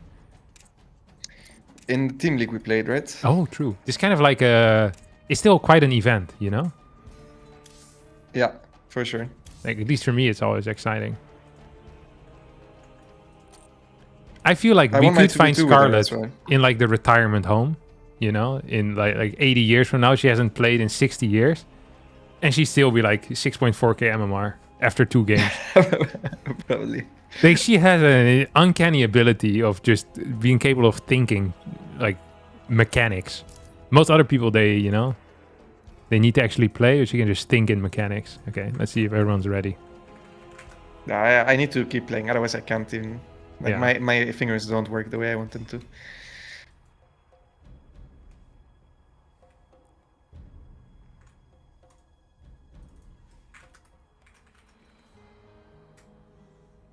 Oh yeah, did I tell you about the secondary part? No, this is news to me. Okay. What I just saw. Everyone is also recording locally. So if you're thinking to yourself, oh no, Harstem's face is on my screen for too long, I want to also have the first person experience that gets uploaded to my YouTube channel. It will be like mixed together, you know, the casting and some first person part, like a real production. How cool is that? That is very cool. Yeah, I thought so too. That was actually the initial selling point, is that, you know, that people would record it themselves.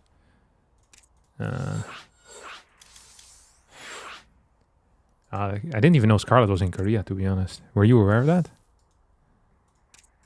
I was not aware of that, but yeah. Doesn't surprise me. A real globetrotter, that one is. I think she also Sometimes speaks in China, sometimes in Mandarin, Korea. doesn't she? Yeah, she was in China for like half a year. Studying the blade? Or studying Mandarin? I think she's studying Mandarin. Freaking crazy. Just studying Mandarin. She actually does a lot of side quests in general. Yeah, I think that's a cool way to live your life. Yeah, very, very cool.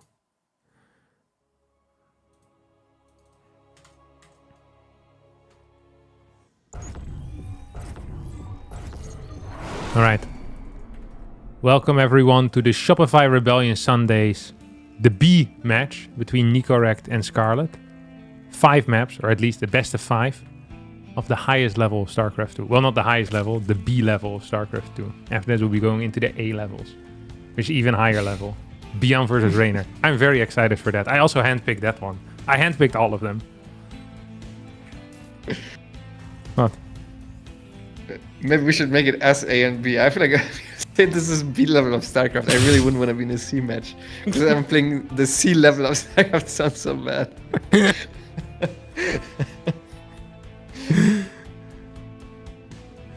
Oh, look at this. Poor YoungYakov. Do you want to hear a testimonial? I ordered a Yes. t-shirt from Shopify Rebellion. The delivery was so fast, I confused it with other local delivery. I cut the envelope, leaving a little hole in the t-shirt. Read your labels. That is classic Shopify. Surprising the customer with quick delivery. This has happened actually to multiple people. You know, one time... Okay, I'm not gonna name which team I was on back then. But one time I got merchandise sent to my house. And it was swimming trunks. Is that what you call them? Like the stuff you wear to the swimming pool. Swimming trunks. Yeah. And they came and the package was completely ripped. And there were tire marks on the package. And my swimming trunks were completely black with tire marks as well. Like someone tried to do a donut starting on my swimming trunks. And then I messaged the deliverer of the product. It's like, hey, it seems like someone drove over my swimming trunks. And they just ignored me. I mean, that one sounds a bit crazy as well. I feel like that had to be the delivery man. Yeah, well, Like, yeah. Did you that do had to something be. to him beforehand, or like? No, That's not normal. me and the delivery man are actually great friends. I often make coffee for them when they come to my house because I feel like this is one thing. If I was a delivery driver, I would love to have coffee, during the middle of the day because I'd be, out and about. You probably don't have a lot of time to chill. So they always get very happy when they see me open the door because they know they're about to get the sweet, warm surprise of the brown gold, the liquid gold. So there's no way that he did it on purpose. If he knew it was mine, there's no way he would have driven over it, is what I'm telling you. Mm-hmm.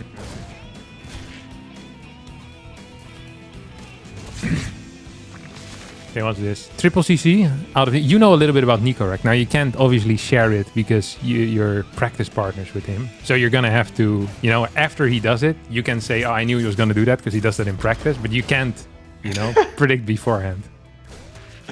Okay. I can tell you what he's known for. He's known for just basically super standard play. I'm sure it's the same in TVP. Actually, in TVP, he told me he has a million different builds. Yeah, but he has a specific build nowadays that is like a Raven Rush where he skips tanks that he's very fond of. And it worked quite well. I think he beat Classic with it. So, Nicroract, I think, is one of the players.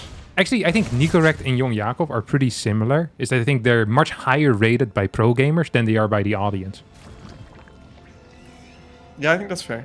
I think that's fair to say. I would compare Nicroract the most to Percival. I think they both practice the very standard and solid builds. I think Percival is a bit ahead of Nicroract, but they have a similar trajectory and they practice in a similar way. So, like mostly when you watch them, you can expect relatively standard play, and maybe they're gonna mix it up once per series max.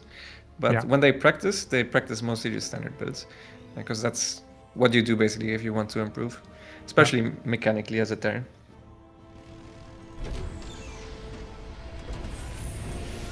Third orbital on the way. Factory moves. It's an insanely fast layer. It's very quick muta. Ooh. Still with link speed though as well. It is with links, but it's still very fast. And Nicroract obviously knew it was some form of a 2-base, but he's going in with the Hellions. This is good. He sees there's only 3 Zerglings. The move towards the bottom to kill the Zerglings I didn't like. That gives the Queens a lot of extra shots. So now it's only 2 Hellions, which doesn't one-shot the workers anymore. Still very good. Like losing any amount of workers whenever you play a 2-base muta build, so painful. Why is that? Because you don't have many workers to begin with, and you also have less larva.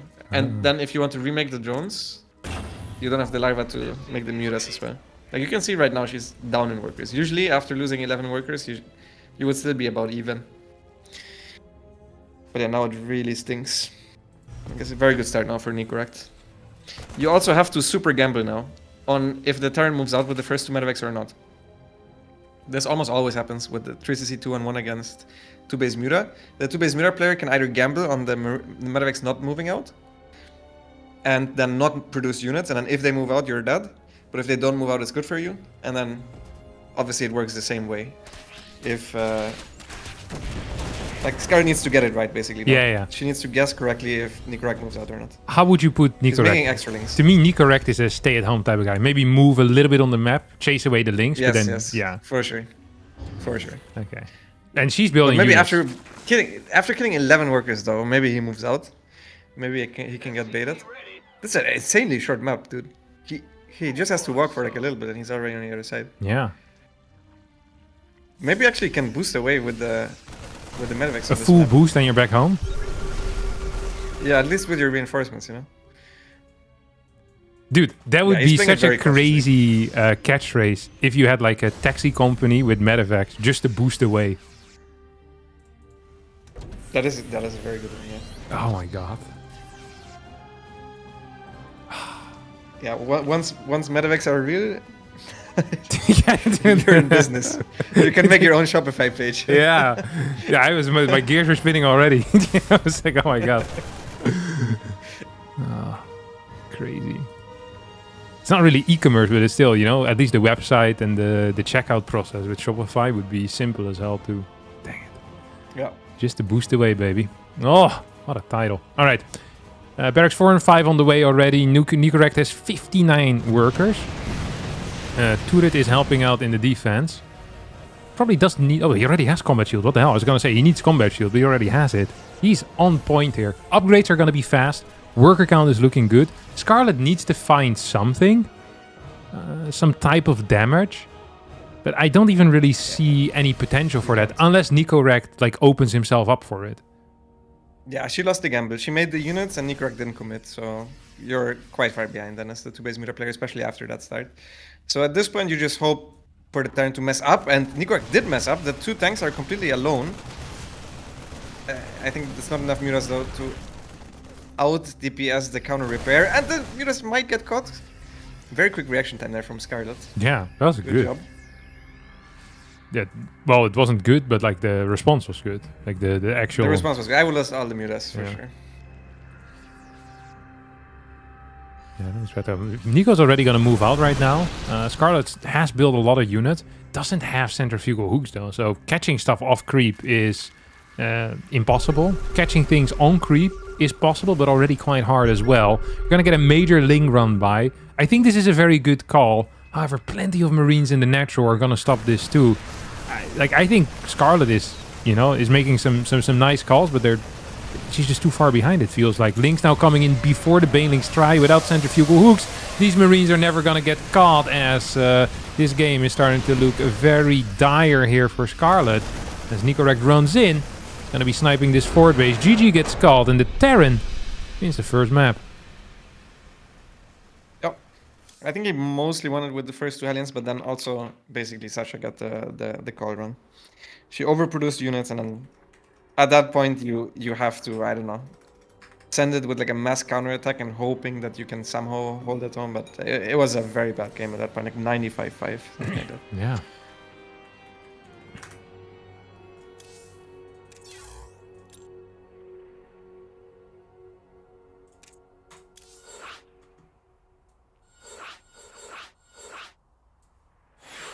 Thank you for the sub, by the way, Simon. Oh. And Fish Riot. I can call out subs, right, in between games? Yeah, you do what you want. Well, not everything, but, nice. You know. Yeah, most things are allowed here. Absolutely. That's another one of the core values, by the way, of Shopify. Is that we are open for many different things. Sub callouts in between games, no problem over at Shopify.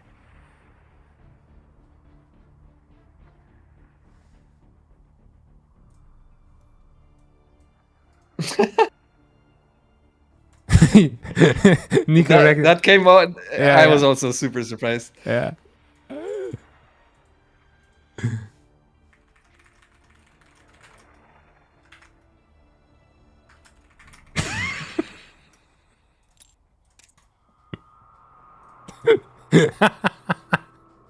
Dude, Nico freaking sweating from the faux pas that he just made.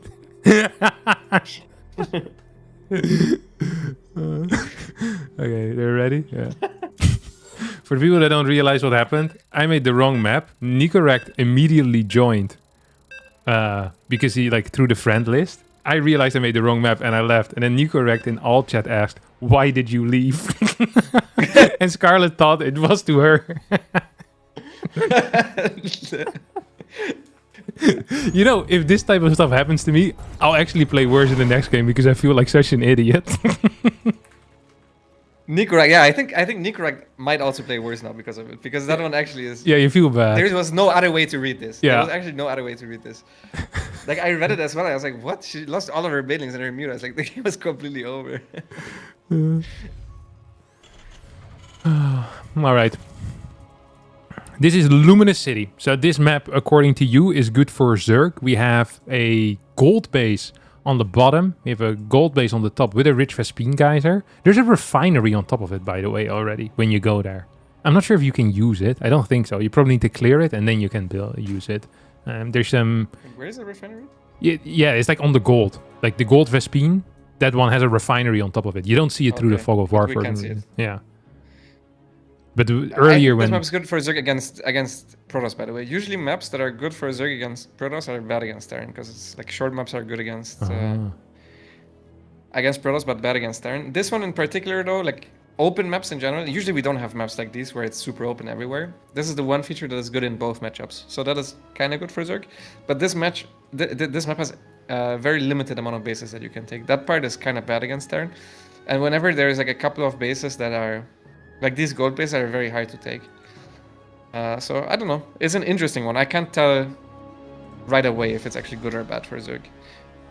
Only because of how open it is. If it was the same map layout and it was more choky, it would for sure be a good turn. Yeah. Yeah, it's an interesting one for sure. Okay, command center goes down on the low ground here on Luminous City. So we got the Reaper expand. I'm expecting something similar out of Nicroract. No, like reactive triple CC, and then whatever he believes is the correct type of tech he'll go for. Scarlett is the one that's going to be a bit more tricky.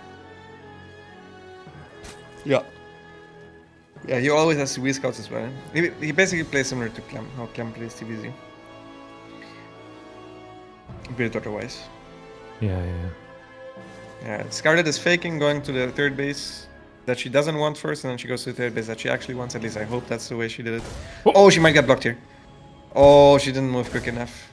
Okay, lose a drone there, but you get your links on the map in exchange. She actually doesn't go with the second pair of links, I think, which is a mistake, because the two links are a lot easier to defend with the Marine than 4 Zerglings. As a Terran, the moment you see 2 links, you just go home with the Reaper and like, hey, this is weird. No, that means that only 2 links can be on the map. You hold it always with Marine and SUVs. Okay. If you would have seen 0 links, I think you should have went home. Okay. So I think it's quite a mistake to not send the other pair of links around as well. Because you can always save like 2 afterwards anyways. She's not gonna get anything, you see. Yeah, nice control out of Nico so far. Oh, it's gonna have to pull back, never mind. That's too many SCVs, no? All at once. Yeah, still good though. Kill Yeah. 2 Zerglings. Ooh, we're And gonna a drone, so good early game. second Marine coming out here as well. Trying to deny scouting that Scarlett isn't really down with. I'm not sure where the Overlord for Scarlett went, but not to the other side of the map. Third base is on the way for her. We have Metabolic Boost coming in and backing gas as well.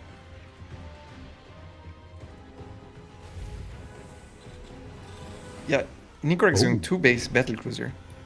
I was about to say it's 2 base. I kind of like this map for 2 base Banshee. 2 base battlecruiser I'm not sure about. It really depends on Scarlett's read on the situation. She saw that it was 2 gas, which is huge because 3CC can't have 2 gas at that point. The question is, did she actually realize? Because she has all the info she needs for this to be a 2 base build, and then you can play it a bit differently. The one big thing that we're going to look out for is if it's more queens, like more than 7 queens before taking the 4th base. That part is actually very important. And best case for her would be a roach farm.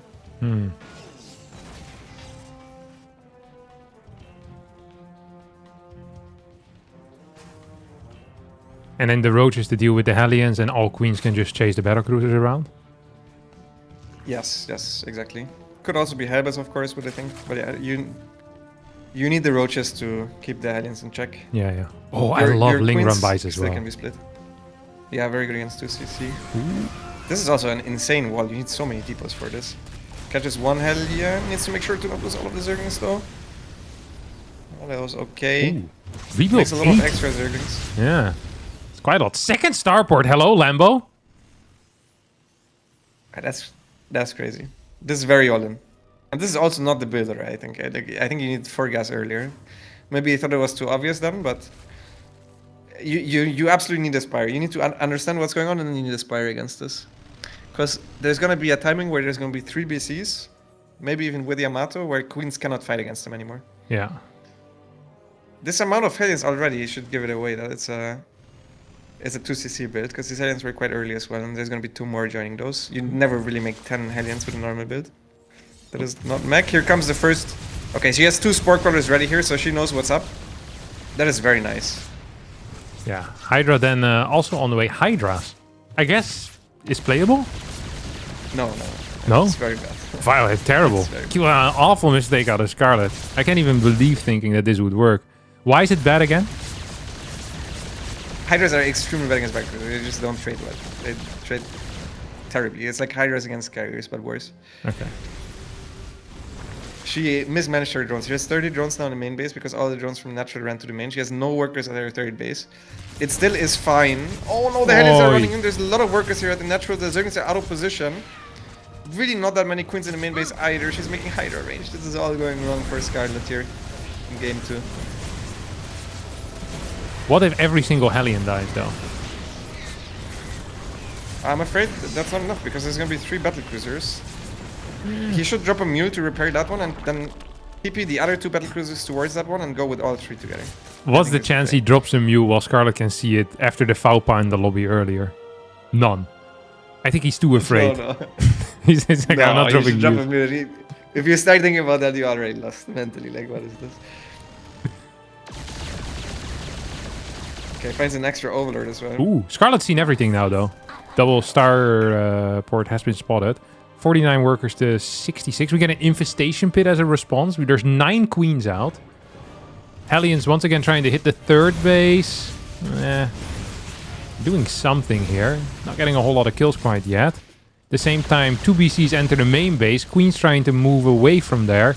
Yeah, this is a disaster, Lambo. This is a disaster. The Hellions are also still alive.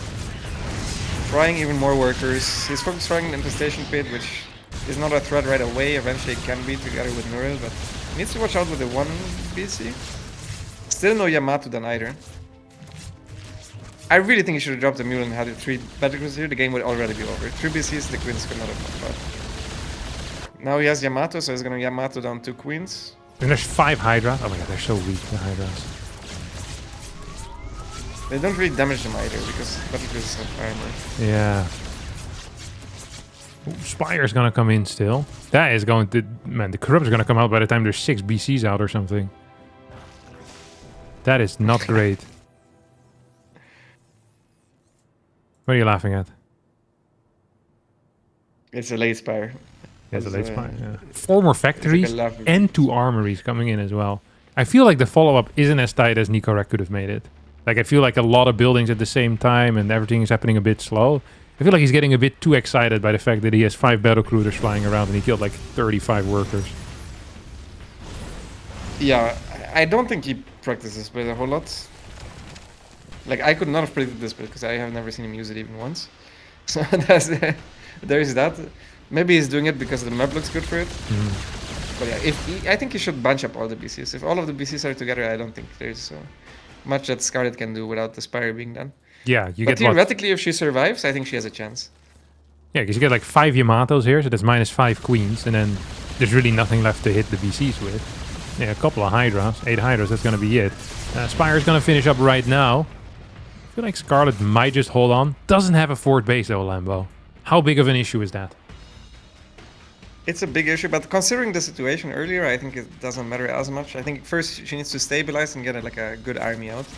She already has like Hydra and Fester, which is good against the Cyclone follow-up, which I think is bad, by the way. I think he should have made tanks no matter what here, because I don't think you can ever not win with a tank push after a start like this. But with Cyclones, I think there's a way to actually lose it against Infestor, Ling, Hydra. She still needs the Grappers though, and she doesn't really have money for it. She now makes 4.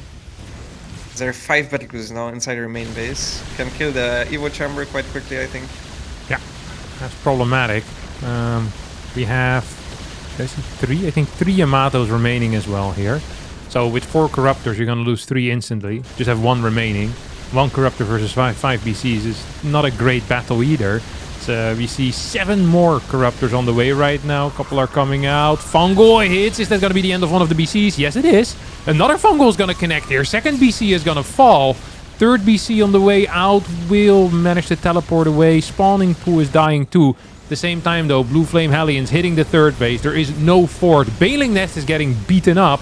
Not sure if that's the building you want to be attacking though. Going for drones here might have been a play that it would have been a little bit better, but I mean, what does Scarlett really have? Couple of Hydras, half an Infestor without a Fungal. I think the second game is rolling into favor of Nicroract here as well. Wow. GG. Yeah. GG Scarlett. Was a 2-0 for Nicroract. Yeah. Pretty solid so far. Winning both games really in the early game. Mostly with the Hellions as well, I want to say. But this was just a misread from Scarlett. The Hydra then, I'm not quite sure what she was expecting. It cannot possibly have been battlecruisers because you don't make a Hydra against battlecruisers. This is like something that Scarlett obviously knows this, but this is a common misconception from like lower league Zerg players is that the Hydra can attack air units, so you would think that it's good against it, but it's actually pretty useless against air units. It also has less range, I think. Like I think the battlecruisers can shoot it without the Hydra being able to shoot when it flies away. Without the Hydra range upgrade. Painful start here for the Zerg player. Yep. I almost tell myself in the best of 5, the worst thing that can happen is losing the first 2 games. That is the worst thing. No, you know what is even worse? 3. You lose the first 2 games, and your opponent BMs you in the lobby. It's a terrible outcome. Really. Okay, Nicroract, Scarlett, they're all ready. They're ready to go. Yeah, calm down, Nico. Gotta give your spot to someone else next week. They will just change the rules. Unbelievable. All right, Washout is gonna be the map. Another Team Liquid map contest map. And this one's for the fans as well, of course. If any of you are like, oh, Harstem, how about this map or that map? I love this one. My friend made this map when he was 9, and we're now both in university, and I'd love to see it play sometime. Just send me no, actually, don't send me a message on Discord. Yeah, okay, send me a message on Discord with the map. I'll have a look at it, and maybe we'll put it in at some point. I have a huge list of maps that are going to be freaking bonkers. We're going to be starting absolutely going ham from next week on. This was kind of the warm-up week. And then next week, I have some absolutely crazy ones planned. There's a map which has like 3 plants on it, and they spawn new rocks on the map. I have a map that has rising lava. I have a map where your units only have melee level vision. All of these are going to be played, Lambo. And the players cannot do anything about it because they won't be vetoable. That sounds great. I'm very excited. Specifically the lava map I'm very excited for. I've never seen that in competitive play, I think. I think that one's not as exciting as you... I think the one where the units don't have vision sounds crazy to me. Yeah. Surely Oracle is the best unit in the game. No, because the Oracle doesn't see... Dies very easily, right? No, it doesn't see below it. Oh, no, wait. There's one where you need detection to see in certain bushes as well. Yeah. Freaking crazy. But yeah, for now, just I mean, sounds very fun. Yeah, still some maps that are out there, you know, not what we see every single day, but they're more in the standard realm of things. I did like that Luminous City one. That cute little map there. All right, Nico opening up once again with the same thing. Sends no SCV out though this time. No, wait, it is an SCV. Never mind. Safe and steady, safe and solid, safe and sound. He does it all, and he's excited. I'm surprised he has to discover when he went 2 gas, because I don't think you need to, like at all, if you go 2 gas, which he did last game as well. But now he's gonna go back to the more standard 3cc opener, so this is not gonna be something crazy like he did in the last game.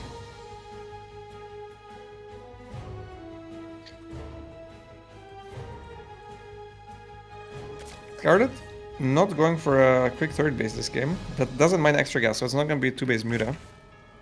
Instead, I guess she just takes a slower third base. what are the advantages of not attacking quickly and having worse eco? The thing is, the eco is not that much worse. You can go double inject to make up for the larva, and then as long as you spend all of your larva, it's still fine. Like as long as she gets the third base down now, which she will, it's completely fine.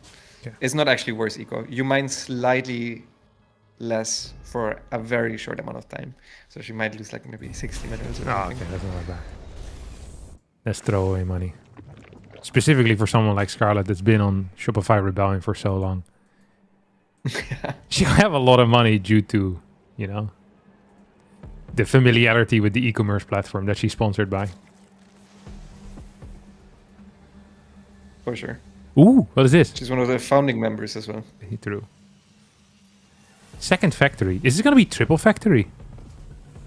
Yes. Or blue flame. Could be blue flame into like bio as well, but usually this is triple factory. I'm very excited for Needs this. to saturate his gas at the natural. Yeah, that's a huge blunder here. Hellions are going to help out the Reaper, or avenge the Reaper, I guess. Because the Reaper died. Yeah, it's going to be a third factory here. You have the Marines just kind of on the edges here. I really like this. It feels like Nicroract prepared a build per map. And he's just playing his build. Yes. And he's playing this like every single map is a best of one. And so far he's won 2 best of ones. And he's up 2-0 in his best of 5 as a result of that. I'm a big fan of this level of preparation, Lambo. Don't forget, because this is the B category match. That means that he's going to be eligible to win $100 for every single win that he gets. The A category matches get $150. Okay, that's a lot of money. It's a crap ton of money. And the losers get nothing, right? Yeah, loser got nothing. He should have won. Okay. Yeah. Should have won. This is a good builder matchup so far for Scarlett. She has a very early Roach Horn. She's playing against Triple Factory. She's going to try to scout. She won't get the scouting. But really, it's very important to have a Roach Horn against this. Like with Ling Bane, it can be quite rough playing against Cyclone openers like that. And she even made some blind Roaches. She lost nothing so far to the Hellions. Like this is looking by far the best out of all of the games that she played so far. Okay, 5 roaches coming in. We have a lair on the way as well. Extractor in the main. I mean, this is feeling phenomenal. Not aware, though, of what's kicking off. When you see the gas going down at this point, that's not even that weird, is it? That would just be a gas for, like, for bio as well. Yeah. Yeah, she should know by now. It's a little bit too early. Okay. But then again, most victories I don't think know the exact gas timings, Yeah. extra gas. And this is not too early. Like, this is not a super early mech extra gas. Could still be bio. Either way, I think the Overlord is important because it's going to see the Cyclones, right? Does she see it? She saw the Cyclones. She saw. I went into her vision. Okay, nice. So she knows extra roaches are on the way. And roach speed is started right away. One thing that you can also do against this is go for a burrow right away to break the lock-ons. That's very good as well. There's a ton of Hellions. So like a lot of these trades, you're gonna notice that she can't really get close to the Cyclones whatsoever, and she might lose units every now and again, but usually the Hellions will die slowly but surely. I also love the living run by that she's doing. Ravager goes down because of the scan. That's quite nice. At the same time, she kills a couple of SCVs on Nicroract's third base. She might give that base up. Honestly, it's not too bad to lose a base like this against mech. I think it's probably better than losing a lot of units for free. She tried to save one with morphing a Ravager. That doesn't work. That only works against bio. She's bleeding a lot of units here. Yeah, Cyclones are doing so much here. And you said it, slowly but surely she's through the Hellions, but I feel like it's a little bit too slow. There's no backup third, by the way. So this is the only third that's going to be there. You said it's not that bad to lose it, but surely if you only have fourth base, then that's bad, no? Like usually you can have a double expand. There's even gold patches. No, I think against mech it's fine, to be honest. I think against mech it's kind of fine. Okay. You would rather keep it, but it's not like in a game versus bio where you absolutely need the extra mineral income. It's mostly about the gas. I wonder what she's gonna go for. Infestors or Banelings? It's usually one or the two. Ooh, here we go. Cyclones are gonna try to snipe it. Yeah. Okay. Oh, this is so greedy. He's gonna lose a lot of Cyclones here. Scarlett really needs to punish him. 2 Cyclones, 3 Cyclones dead. I think that's somewhat okay. Needs to watch out that she doesn't lose too much against the aliens at the third base. Very neat split off here Slow out of reaction. Nicroract. This is bad, no? Yeah, it's bad for Scarlett. Like, honestly though, with mech, it's kind of fine. Like, I know this looks really bad, and it is kind of bad, but since she killed a lot of units for free, there's not much that can finish the game for a mech player in a game like that, you know? At the same time, her road run by also killed 10 SCVs. Spots the fort base. That's gotta be pretty, you know, painful to see. You losing your fort, seeing a fort base finish on the other side. Jealousy inducing for sure. Tunneling claws on the way. It's not something we see every day. Burrow on the way. Could be quite useful against the cyclones. Burrow the roaches underneath. What the hell are these Ravagers doing? Lambo. I have no idea. I think maybe she wanted to destroy the rocks. On this map, there's rocks that you can destroy, and then they block some minerals, or they kill some minerals. You know? Yeah, I mean, I'm just not sure why she'd walk so far, though. I think it was a mistake, probably. No, I mean, to destroy... You see the base that Nicroract is taking right now? Yeah. She could have tried killing the rocks there. Oh, the cooling that would tower. have destroyed the minerals. Oh. Yes, that would have destroyed the minerals at the base, so then he would mine less. Oh, that would have been cool. Oh, you see that That would freaking roach flank here? If that can go to the main army, that would be sick. Instead, it's gonna go to the planetary. Yeah, it should have been used as a flank, honestly. Now with where the Hylian Cyclone is, maybe she can still use it as a flank. She's killing a lot of SCVs at the same time. Nicroract running by with Hylian. Scarlett on top of that though, and at the same time, she's chasing back the Cyclones. The roaches are burrowing from behind the Cyclones, maybe trying to flank this army. She's not going for it, but there's no turrets here. This is looking rough for Nicroract. If he doesn't scan this army, okay, he sees it, and thus kills a lot of roaches for free. Ooh. He really needed that, actually. It was looking kind of rough for him otherwise, because his army isn't actually that good. It's mostly Hellions and a couple of Cyclones, so... Yeah, well done, though, there. There is still not morphed.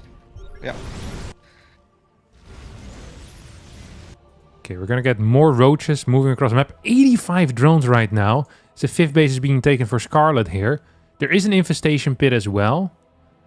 Bailing speed is on the way here too. It feels like Scarlett took back some initiative here in this game for sure. Yeah, I think she needs to watch out though to not overextend, because she doesn't actually have that many units here. She has a lot of eco, but not that many units. And Cyclones, with a huge concave against Ravagers, can destroy the Zerg army, and then the Cyclones are quicker and can chase down the entire Zerg army. And I think that's what we're seeing here. All of the roaches are disappearing, and the moment Scarlett turns around, she's bleeding out a lot of units here on the retreat. And all of a sudden, the supplies are even again, where Scarlett was up 30 supply just a moment ago. Yeah, that's pain. I think she's making fasters, to be honest. She has a lot of gas. She has the infestation pit. I'm surprised she's not making them. Because if you want to go Ravager Ling Bane, usually you don't need that much gas. She has 90 workers. She has a lot of gas. She's using the gas right now for just making extra Ravagers. I wouldn't mind seeing some infestors. I also think Vipers, the moment Hive is done, is not too bad. I think she's going to try to go for Broodlords instead. Ooh. Which I also don't mind. Because very often, Terran players like that, they want to try to push with Tank Cyclone, and if you can surprise them with Broodlords there, you can hold the push and counterattack with Roach Ravagers like a complete game-winning maneuver very often. There's a lot of tanks out there. How the hell? I guess with the Ravager count, that's how you stop the tanks from moving out. And then you go for Brutes at some point. There's a couple of Banes on the way right now. Ravagers would love to take these tanks out. Scarlett, is she paying attention? She's not really. Okay, gonna get at least one tank, maybe? Yeah, at least one tank. Oh, gonna get some double biles here, potentially. Ravagers are gonna get locked onto, though. Would you look at that? Yeah, Ravagers are really, really, really bad against Cyclones if they have nothing in front of them. Because then every single lock-on is a dead Ravager, and they don't have enough DPS to punish the Cyclones for moving forward. So it's important that you don't only have Ravagers against Cyclones. Like, it's very important. Same with the Ravagers against Thors. You really need something in front of them. And now she has a bunch of Ling Bane. I think she has enough units to crush this. There's a couple of Cyclones as well that are not fighting. They're towards the left-hand side, killing Scarlett's 6th base. She has a lot of Ling Bane now to tank. There's really not that many helmets in there. I think it's a good moment to go for it, even though she's down in supply. She's going to tank with the Queens first. So a lot of the tank shots initially going on those Queens. And yeah, she's flooding this army. She should kill all of this. Very nice cleanup. Yeah. Does lose her 6th base, but I feel like that's a very small price to pay for winning a major battle.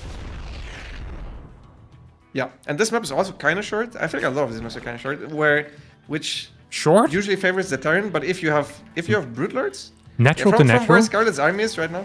Not Is- natural, but where Scarlett's army is right now, like third base to Nicroract's fourth and third, Oh, okay. feels Yeah. somewhat short. So I'm basically talking about the Broodlord rush distance. Okay. From where you can morph the Broodlords, it's very good for the Broodlords if they can stay hidden for as long as possible and then hit the Terran, because usually the Terran is completely unprepared. But yeah, she hasn't made any corruptors yet. Now she's making corruptors. Cancels the CC that was being made on location. Good move there with the roaches. I like that she's still moving around with her army, because you don't want to make it seem like you're going into Broodlords, you know? Yeah. The moment you give the Terran too much time to think, they actually become quite dangerous. Once they start using they the make some brain... blind Thors usually. Yeah. They make some blind Thors, and then the Broodlords all of a sudden really suck. Yeah, this doesn't really doesn't feel even like have a there's sniper brutes at though. all. Like, you're still being attacked. You might even lose a base. Actually, Nico is gonna just lose a base here. Very well done by Scarlett. Could throw a couple of big fungals onto this army. Is also even gonna try to catch these cyclones. And we see more tanks, more Hellions, more Hellbats in production. And now we're seeing the Broodlords morph as well. They're very far back though. Holy crap. Like, imagine she morphed the Broodlords there, where her main army is right now. Look at that rush distance Yeah. on Nicroract's side. That would have been crazy, but instead she's moving them, yeah. Yeah. I guess that is the natural rush distance you were talking about. That's usually also what you refer to as rush distance. Natural to natural. Natural to natural. It's gonna be a long while. Now Nico feels like he has some initiative. He's gonna push across the map. This is going to force the Broodlords to respond here defensively.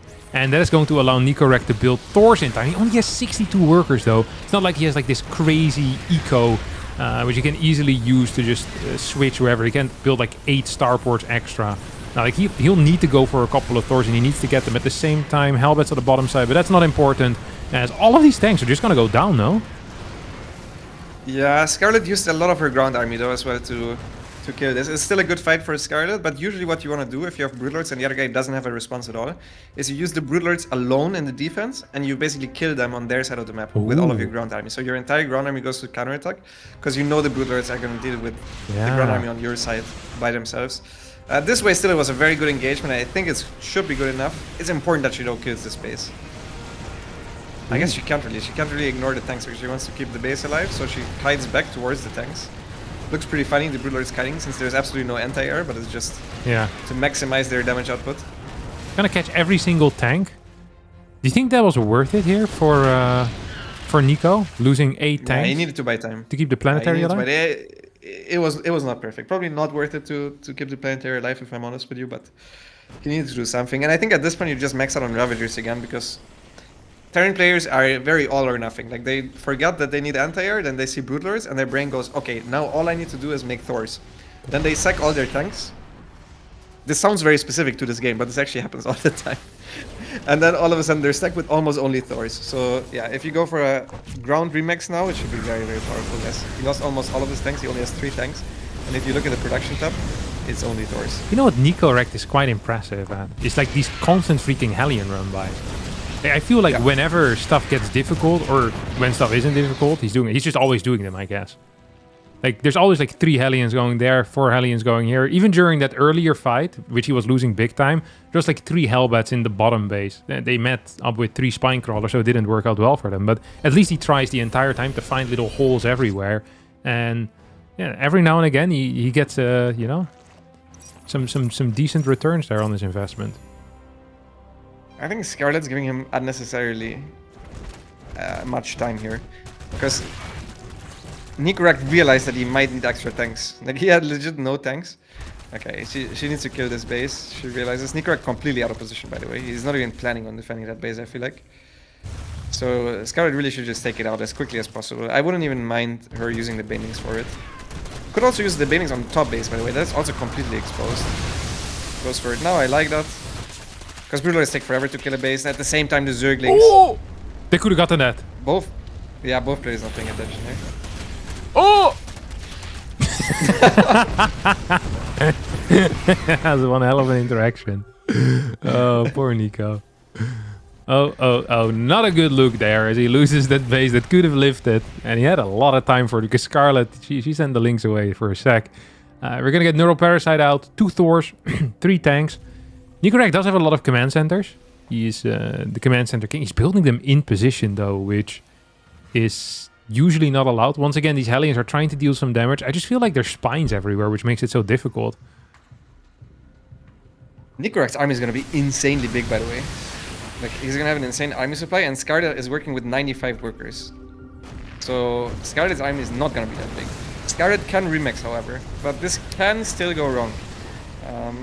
If Nicroract takes a very clean first fight where he doesn't lose a lot of units, can get sketchy for the Zerg to deal with the Terran army with remix. But none of the tanks are sieged, and the Banelings are tanking so much damage. No. This is why Banelings are good, can be good against Thors. Hello? They tanked a lot of damage, and that was good enough. That was good enough? Yeah, that was good enough. She killed by far enough units there. If she had Nur, by the way, she would have just straight up won the game. So she forgot that earlier. She has no larva, though. Everything. Yeah, that's a mistake. But surely she can spend her money and eventually kill us. Let's see. Oh, Nidus Worm going down right now. Dude, if all of these infestors die, this could be bad, no? This could be bad for sure. I mean, she needs to spend her money, basically. That is the main issue right now. Yes. This is a problem many people that use Shopify have an issue with as well.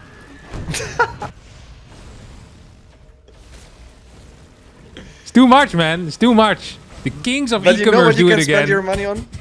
You know what is a great investment? A Shopify jersey on the Shopify Rebellion store. Those just look fabulous. And you can even still get the old jersey from the last couple of seasons. That's true. You also get the new one, though.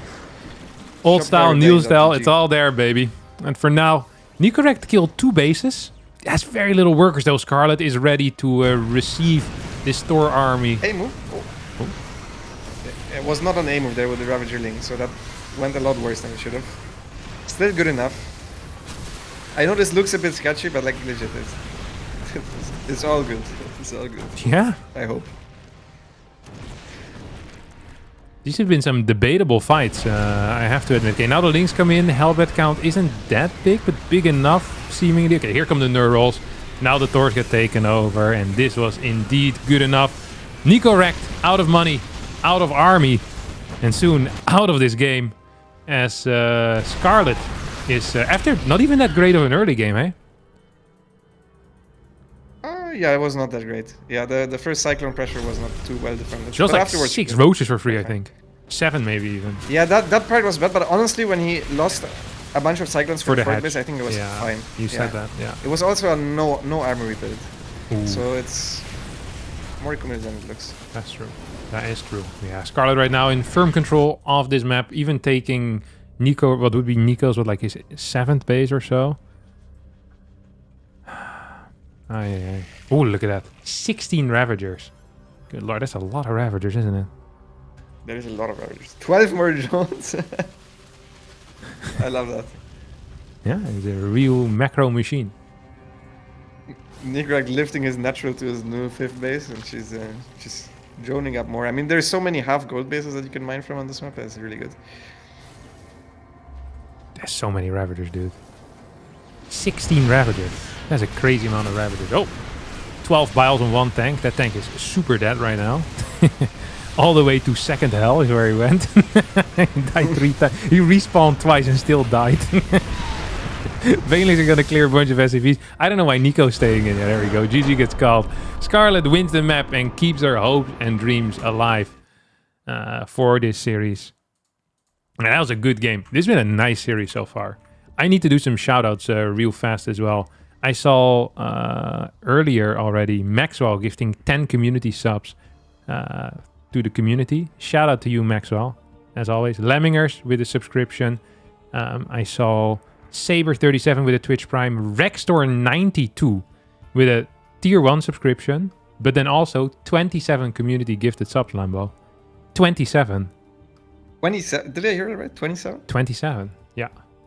You know that's... have you heard of the 27 Club? I've heard of the 27 Club. I don't think it has anything to do with 27 gifted subs, though. No. It's too late for me already as well, so... we're both safe. Yeah, we're both safe. Shout out to you for that, Rextor. And thank you, Major MV. Hello, Captain. Hope you're doing well. And thank you for the great content. I hope you're doing well too, buddy. All right. Sorry, I need to tell the next one. Thank you, Walter, as well, for the Prime. You know what I would really love? If Scarlett asked him, why did you leave? Just for banter. I'd personally double the prize money if that happens. Lockdown. Central, west. So this is west again, I think. Yeah.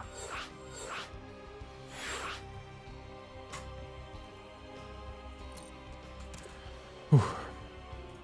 Oh, wrong button.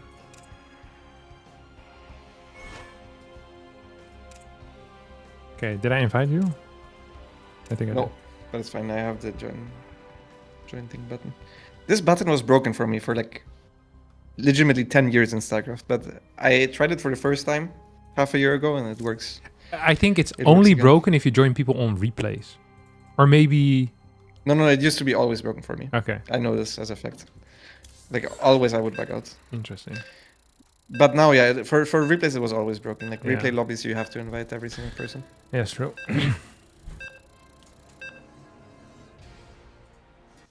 For the people just tuning in, this is the Shopify Rebellion Sunday #1. We had the C match earlier between sOs and YoungYakov, which YoungYakov won with a 3-1 score. And we're here in our second best of 5 of the night in the B category between Nicroract and Scarlett. Scores 2-1. And I'm excited for our fourth map, which is going to be Lockdown from the Team Liquid map contest number 22, one of the 15 finalists as well. Do you know who this was made by? Because this is a map that we haven't had yet. No, but I can check. It's made by Nyarla. I can write it in the chat. Nyarla. Shout out Nyarla for making this map. Can you put your thing on my camera? I'm going to show you something crazy. Okay, I'm on. Okay, look at this. Look at this. Floop. Oh, Yeah. nice. Shopify also that's- sponsors the Team Liquid map contest. Did you know that? I did know that, yeah. Yeah. Very cool. I played in it as well. Big players. Shopify guys. Personally, I love them. All right. Yeah, what are we going to see here on this map, Lambo? The chat asked, by the way, if this is a weekly thing. or is Weekly. it a monthly thing Weekly. or Yeah, yearly? weekly. It's weekly. This is a weekly thing? Yeah, we get infinite funding. Holy shit. Yeah. Infinite funding. Yeah. This is crazy. Yeah, a lot is possible if you cut the salary of your YouTuber.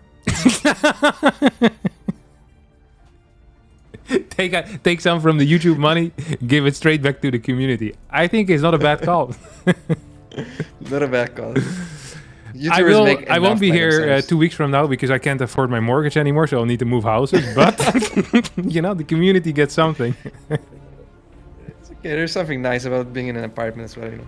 It's true. Everything on the same floor. Don't have to walk stairs anymore. Exactly. All right. SCV is going to make its way across the map. Once again, scouts. This is going to be a classic triple CC. We have a triple hatch coming out as well. This is not normal, by the way. Scarlett knew that he always tried to block, so this time she went with an early drone before the SCV even arrived, and she went third hatch super early. And because of that, she only has one queen. But Nicroract doesn't know. So if he would know, he could go to the main base and he would fight against no queen. But I feel like most tank players wouldn't even know, even if they see the hatch timing, so... You're pretty safe with that. Yeah. Yeah, the Terrans, I don't want to say that they're the weakest theoretically, but I think they're the weakest, you know, when it comes to the theory. Do you know yeah. do you know what's it called? QXC? Yes. The Terran The guy player? that slammed his desk? Yeah, and the guy that Yeah. freaking all killed Incredible Miracle in the GSTL as well. A little bit of respect for him. I once stayed That's with the him. first time I heard of this, but yeah. No, the huge moment that was. And then he did the Kamehameha thing to them as like his ceremony. The bandana Terran. I stayed with him in a house, and back then you had photon overcharge that would shoot from the Nexus. Do you remember that?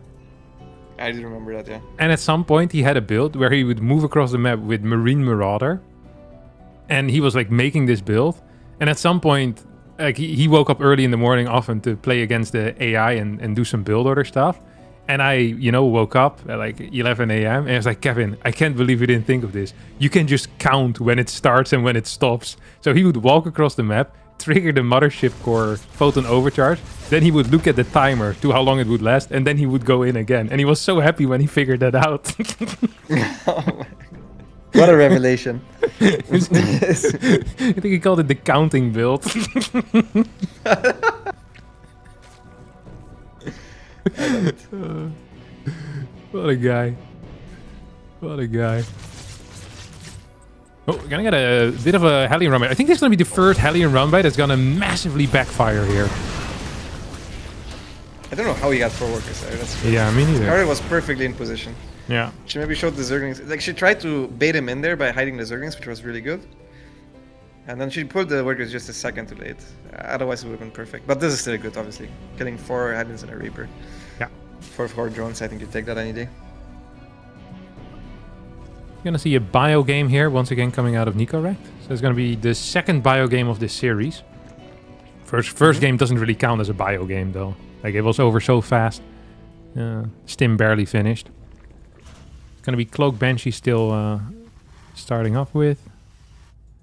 Already have a Banshee. Yeah, Go ahead. This is his most standard build. So for first game he did the 3CC211. This game is the 3CC Banshee. Those are the 2 bread and butter Terran builds if you want to learn this matchup. The other 2 games were really the weird builds. But I don't see a reason as to why he wouldn't be confident playing a normal bio game. So that's what he's going for. There is no spore crawler in the natural. Disgusting. So Scarlett didn't anticipate this at all. She has a lair done as well, which is the worst part about this, because she could already be making overs here. Yeah, usually you have at she least didn't. 1 safety overs here at home, right? Well, yeah. What? If I think it's no Banshee, I don't think I would make anything. Maybe I would make a safety spore rather than a safety overseer. Because usually you want to morph the overseer on the other side of the map. Okay, gotcha. Ooh. Banshee's gonna try to escape through the natural over to the 4th. These will split Banshees, by the way, which is kind of cute. Got him 2 more drone kills in the main base. 6 kills with the Banshee, with the other Banshee. I think one of them might have been a Ling, because I only see 7 drones going down there. 4 drones from earlier. Yeah, I think overall good crisis management from Scarlett. She's also going for her trademark Hydra, like pure Hydra opener. Hydra Infestor? Which is perfect against Banshee in particular. I don't know about Infestors, but you just start with Hydras. Like, you start bailing less, basically. It's a bailing less build where you go with missile upgrades right away and you try to hold the first push. Preferably the first 2 medevacs without the tanks, with only Hydras. If the turn goes for a committed tank push, it can go south quite quickly. But if it's a normal harass, you can basically hold the first 2 medevacs without losing any units, because you have ranged units instead of like suicidal units, which by default are not going to be turning for free.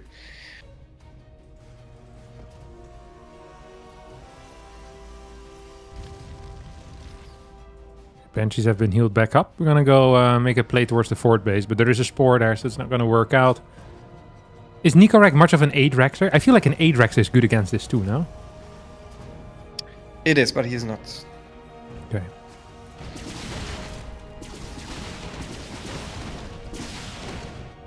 Baneling Nest coming out. Armory for Nicroract, extra depots as well. It's gonna be a committed tank push here. 2 tanks, about, what is that? 22 Marines or so, 21 Marines maybe. At the same time, we also have a double drop with like 9 or 10 Marines moving towards the top side, maybe trying to cancel a 5th base that's just now going down. Nicroract is moving in position, is going to fly by with the 2 Banshees. See if we can do something here. There's a lot of Hydras there. Not a whole lot else. The fact that he split his army up should be good for the Hydras. Like, if this was all together, I think it's quite bad for the Hydras, but since this is not his entire army together, I think Scarlett can get a decent trade here. At the same time, Banshees and Enter actually killing a lot of workers, and now the Marines are stimming in at 3rd base at the same time as well. Scarlett not ready for all of that, losing 11 workers practically right away. And there's still some Marines left over at the 4th base as well. Nico can also pick up and go towards the main base, by the way, which is exactly what he's gonna do. So he's basically attacked every single base that Scarlett had within the past 30 seconds. Yeah, it's not looking great for Scarlett right now. Does not have any Banelings ready. A new push shows up with a tank as well. here on the bottom side as the double drop gets pushed away from the main, but that means that the 5th base is going to be in trouble here. Nico walks in and says hello. Let's see if Scarlett says anything back or if it's time to go. 132 supply to 137. Scarlett is for now going to push this back. More Hydras are showing up as well. Is going to lose the 5th base. Clears none of the medevacs. Takes double gas as well. And 15 more drones coming in. Lambo, the thing that worries me here is the complete lack of 2-2. The lack of an infestation pit. Basically anything that cost gas can't really be built at this moment. Yeah, she also has a miss rally on the Overlords. I'm a little bit afraid that all these Overlords are going to die to the push. If Nicroract just goes straight at Scarlett's base to clear up the creep. Okay, she realized now and she's pulling back the Overlords. I mean, the 5th base is the most manageable loss possible there. The question is her army strong enough? She also killed all of the tanks in the previous pushes, so it's only 2 extra tanks at this point, which might not be the scariest. It's really the numbers that worry me, as well as the 2-2 upgrades, as you said. If those finish, it's going to be rough, but as long as it's 1-1 versus 1-1, maybe she can get a decent fight. Drop once again coming in on the top side. Seems like Nico doesn't really want to risk it. Is it just me, by the way, or did Nico forget about his 4th base? He built the 4th and the 5th at the same time, and it feels like they're extremely late. Yeah. I mean, he was like, with committed 5 racks, if you produce the entire time with tank production and 5 barracks, the 4th CC is actually deceivingly late, usually. Like, normally Terran players, they skip a round of units in order to make it a little bit earlier. But he still forgot it, yeah. I mean, obviously, you don't make 2 at the same time. Oh, huge Ling run by Nicroract not paying attention, and he left no units at home whatsoever. So Lings are in the 3rd now and in the natural, which means it's go time at the front. I think Scarlett can even give up the space now, because she's going to deal a lot of damage to Nicroract's economy. SCVs are just running everywhere. She's giving up the base right away, which is the perfect call in this case. This is exactly what she's needed to bust this game wide open. Because now Nicroract needs to go very quickly, and she has Banelings at this point, which makes it scary. Nicroract needs to siege slowly, but surely if he wants to not lose too much of his army, but at the same time he lost 30 SCVs at home, which is huge. He's also remaking a plant here. I like that he's not panicking at the front. A lot of Terran players would just try to ship it at the front and then lose their army, and at that point you lose the game. He's trying to play it safely. He still hasn't defended all the Zerglings though. Do you like Scarlett going now? I guess it doesn't matter, as that's what she's doing. As the Hydras come from the top, Hydra Bane from the bottom, but not enough Banelings to deal with these Marines. Tanks are being sniped, but I think Scarlett needs to pull back. Not enough Banelings to fight off these Marines, and Marines against Hydras is going to be a one-sided battle as long as Carapace +2 hasn't finished up quite yet. Nico's taking his sweet time waiting for reinforcements, but that is going to allow Scarlett to build more Banelings. I think that's a mistake, no? Nico should have just pushed in. Yeah, I'm not sure. His army wasn't actually that strong. I don't mind him waiting for reinforcements. It's a hard call to make. Either way, now the +2 carapace has finished for Scarlett, so her army is a lot better against what Nicroract has. The supplies are quite even. It's fully on creep, and the Banelings are connecting with the Marines. This time the Marines can't just stand their ground, and it's enough Hydras, I think, to win the fight together with the Queens as well. Nicroract is forced to pick up and go back home. And this was a decisive victory for Scarlett. I think it would have went better if she waited for longer, because that's what you asked me initially. Yeah. Nicroract does have 5 CCs. But yeah, that was good enough for Scarlett. She still has 4 base mining, and even though Nicroract has 5 CCs, he only has the SCVs of 2 bases. And he also only has 3 orbitals. His extra CCs are not made into orbitals, which means that he doesn't have that much mining. Scarlett now counterattacking with the Hydras. She feels there's blood in the water, but these trades are very expensive. Hydras don't trade that well by themselves against... It's their own blood. Oh no. Yeah. Oh, unfortunate. She thought she was the shark, but Nico is the shark. Ay, ay, ay. This is a crazy game. That was a terrible fight there, no? I thought it was going to be good enough too. Yeah. No, I thought so too. Nicroract actually spending his money on 3-3 right now instead of unit production. That's a baller move. I wonder if that's going to pay off. Scarlett is remaking drones, so it's probably fine. She's also starting +3. I think as Nicroract starting 3-3 while you're below 100 supply is kind of crazy, to be honest. At least the armor upgrade I wouldn't get, because those are quite expensive. He's also starting a Ghost Academy, which I just think is bonkers. 2 sensor towers. But I like that he's prioritizing the tank production, which I think is good.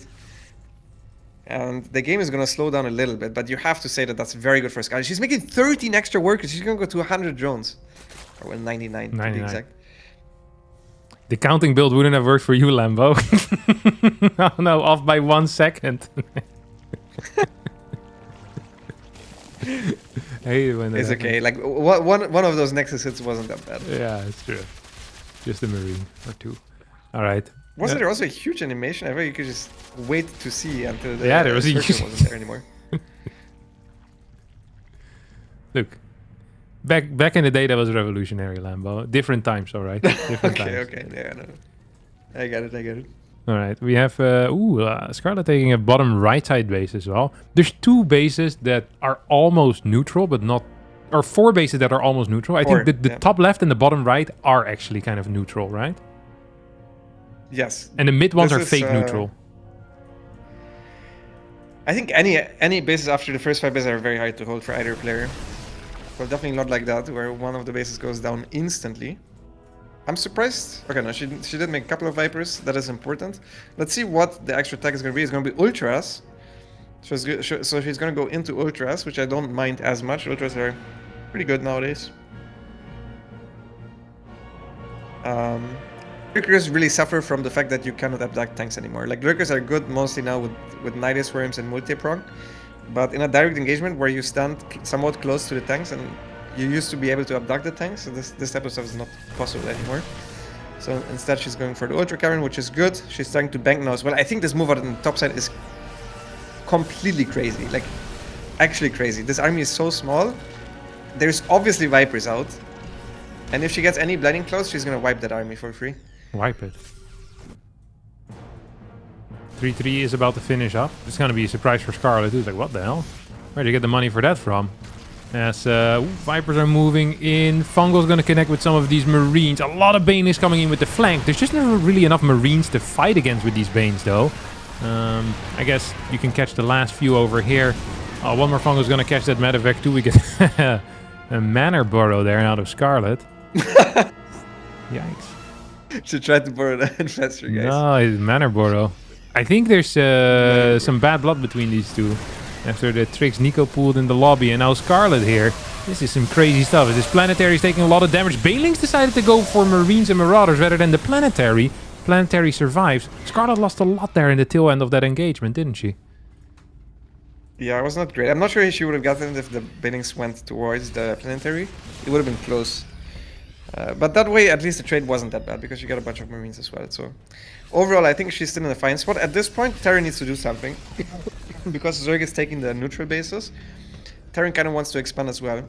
So that makes this into a somewhat nicer position than you would be in a normal base, where Terran can now camp towards the next base, and your army is really bad into fighting into a defensive Terran. But since Nicroract wants to move out, like this move at the ball is also completely crazy. You can wipe this one too.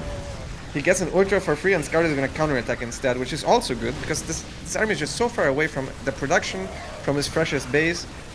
What Scarlett should be doing right now is split a couple of Link Bane into this mineral line and kill the 5th base. I think the 5th base should be the main target. Yeah, I would have liked that. Dude, that army was so out of position to deal with it. Holy crap. Orbital Command is gonna die. Perhaps the 5th base could still be a target at this point. There's a lot of Banelings in here. Maybe Scarlett doesn't want to risk it. But yeah, that seems to me like it was free to pick up over there. And Scarlett just left that on the table. Yeah, it's a bit of a missed opportunity. That one was... It also is annoying because it's right next to the freshest base that Scarlett has. So it's like a launching pad for Nicroract's next attack. And it should also be the next base that Nicroract takes, by the way. I don't know why the hell the CC was flooding that to the very bottom right. That seems like the least likely base that he can defend, you know? Yeah. From all the bases that are there. Yeah. Like, in my mind, the next one he should take is the one that Scarlett has, and then the other base in the top left. And then play from there. Either way, he's going to try to deny Scarlett's base in the top left at the same time. And Scarlett instead is just going to go for a planetary. I like this. Go for the planetary. Let's see if she doesn't get a cancel on her own base, which is fine. Knight is in the main base at the same time. Good Blinding Cloud here as well. Should pick up all of these SCVs and then leave again. And this is a very nice move here from Scarlett. Knight is also completely unattended to in Nicroract's main base. By both players, by the way. I don't think there's a single unit in there. Yeah, but there could have been units in there. And if that was the case, Nico would have been in trouble. A couple of links are actually a lot of links are going to come out. Well, not a lot, but a few. Yeah. Oh no, she has them hotkeyed in the main army groups. So those are getting move commanded back. Nicroract pushing now. Faster. Could have been a big fang. Yeah, that would have been the fungal of a lifetime. Oh my god. This is a nasty position, by the way. If the tanks get up there, like it's not that easy to. You counter attack now. I think you ignore this because there's 2 fresh bases in the bottom right. I think you just ignore this position. She really wants to engage because she has an infested lurking there. I think this is bait. I think the infested is gonna die the moment it pops up. Ooh, got a bit of a Good fungal fungal at the top. Yeah. Yeah, that's very good. It's away from any of. Oh my god, so many medevacs are gonna die. Oh, she's running in. Good fungus overall. The infestor now pops. It dies. Did get a fungus off though. Overall, it's still not the best fight for Scarlett. I think it's better than what I expected. Yeah, but it was not good. Does she have no larva again? Yeah. I think she needs to make ultras, honestly. She just needs to be able to spend her money and then she's fine. She doesn't have that much income though. She doesn't have the hatch on the bottom right. The middle hatch is not mining. The top left is never gonna mine. Like, she's a lot of workers, but her income freaking blows. We have 15 hydras on the way, 5 vipers as well. There's still 1 viper out that's about to die to a snipe. As this ultra is walking into its own death as well. Does manage to take 1 ghost with it. Baneling's now rolling in. Fungal from the back. There's no medevacs here whatsoever, by the way. There's actually no medevacs on the map, period, at this moment. So it does feel like Scarlett slowly but surely is wearing down Nicroract's army. And with that new ultra coming in as well, I do feel like it might just be a little bit too much. Yeah, Nicroract also didn't get any of his fresh bases up. A lot of his SCVs are still long distance mining from his own 3rd base. And all of his bases are open. Like, if Scarlett manages to get any zerglings on the map, she can run by for free. The production, the natural, she can run by the 3rd base, she can run by the 5th base. 5th base would be the best target, especially before the planetary gets morphed. Yeah. So yeah, it's a rough position for Nicroract now. And she has a lot of fresh bases that are mining. And the base that she's retaking as well still has 4 mineral patches. I don't know why she made 5 vipers. I feel like that must have been a misclick. Or like the repeat rate going a bit crazy, because you don't want that many vipers. They usually just get up the EMP'd. And they're quite heavy in terms of supply, but she's very gas heavy, so maybe it's fine.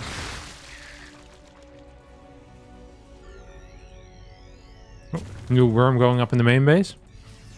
Nico not reacting to it quite yet. Okay, now sending some ghosts and a medevac over. What's his medevac count? 3. That is very low. That means he has 1 stim in him.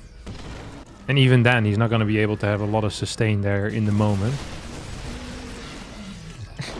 Like, Scarlett is just using these Nidus worms as distraction, which I think is a good way to use them, but at some point it becomes obvious if nothing ever spawns out of these Nidus worms. It has worked again though, as Nicroract basically have to this entire army towards his main base, which means that this planetary was very exposed, with only a single siege tank there defending it. And yeah, it's not getting much better for Nicroract. He has lifted his main base now towards the space to try and mine it. And he's going to try to push towards the bottom side. I think the way you play this map is you just ignore the Terran army and counterattack if they try to attack the sides. Because you have so many bases elsewhere. Yeah, and it's also just so far away from the bases that the Terran is trying to defend. Oh, all of the tanks are clumped up together. All of the medevacs are going to die again as well to the parasitic bomb final combo. Yeah, there's no need to fight this. She might be able to fight it, especially if she flanks with the Vipers. If the Vipers are coming from the top and they blinding cloud all the tanks, I think she wins for sure. But there's no need to fight it. Yeah, she's just going to pivot towards the top side of the map. Nicroract might not entirely understand how bad his position really is, because he's not aware of the bottom right and the top left that are fully mining. He might just think that he's done an okay enough job at denying his opponent's eco, but that's not at all the case here. As I think Nicroract needs to go for some type of desperation attempt here. Vipers are gonna get scanned. Can they get EMP'd or sniped? One gets sniped. And this is so much Lingbane Ultra. Yeah, Blinding Cloud, Fange. Great spellcaster control from Scarlett, and she takes the 4th map and thus ties up the series, sending us to an ace match. Wow. Ace match indeed. Very cool.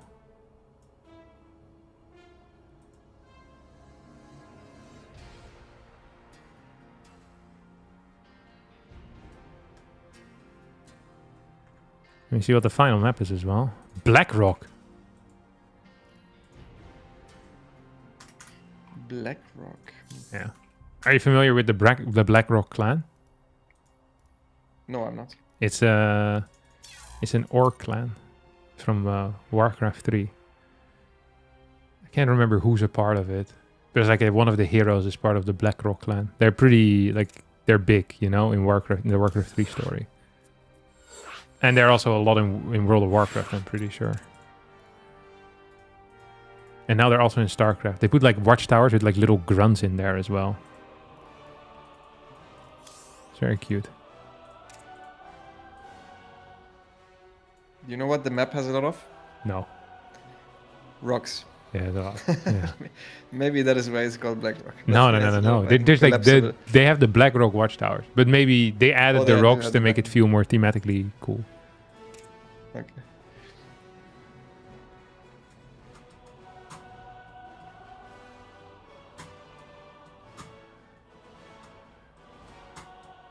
This map reminds me a lot of Dreamcatcher. Do you remember Dreamcatcher? Yeah. I remember Dreamcatcher. Because it was also somewhat circular, like the entire map, and it was all on the same height, I suppose. Yeah. Like you expand down, and then it's all in the same area. It reminds me a bit of, in Pokemon Yellow, when you leave Pallet Town and you go north, and you have to go through like this little maze. Up, left, like there's a bunch of Caterpies there. You know what I mean? Yeah. Yeah. The Viridian Forest? And maybe that's what it's called, yeah. That's always what Dreamcatcher reminded me of, and this map also reminds me of it for some reason. Like, I just get the same type of vibe from that. It's not a maze, but it looks, there's like there's like one path. Because you said maze, but I understand now. Yeah, it's like kind of... It feels mazy a little bit. I think you could go the wrong direction as well, no? You can. There's like one dead end as well. Yeah, there's one dead end. It's kind of like a maze, because there's a dead end. And then you get like a Pokeball or something. Yeah. There, and then you find like a crappy potion, like an antidote. Oh, what's going on over here, Lambo? It looks like it's a hatch block. Classic hatch block. Or maybe a Spine Rush. Spine Rush would be an earlier hatch, right? Oh, this could be still a Speedling follow-up. True. But I doubt it's a Spine Rush. Yeah. Okay, Chat is saying you would get lost in a one-way street if you think this is a maze. I mean... Maybe as a kid you would get lost. I was like 4 when I played that game, and I didn't speak English. You know how freaking hard Pokemon was when you don't speak English? I also didn't speak English. I didn't understand anything, man. I kept deleting the good moves, and then I have a move, and it says it does something, but I can't see it. Like something that, I don't know. Like agility, for example. It makes your Pokemon quicker. And I delete a random move when I'm a kid, and I'm like, what the fuck? This move doesn't do anything. It's the biggest scam. Yeah, you're left with like Growl, agility, like double team and stuff like that. Yeah, it's the absolute worst. Agility is at, like, you learn it at like level 50. Right before entering the Elite Four. Yeah, it's worst things. Awful stuff. Yeah, I think my first playthrough of like Pokemon Silver took me like 140 hours to finish the game.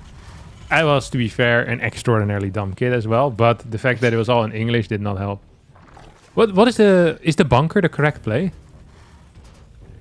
I don't actually know. I don't play enough proxy to know what exactly is the correct play. It also really depends on what the Zerg is doing. Like, there are some things where this bunker is definitely not the correct play. It's like an underreaction.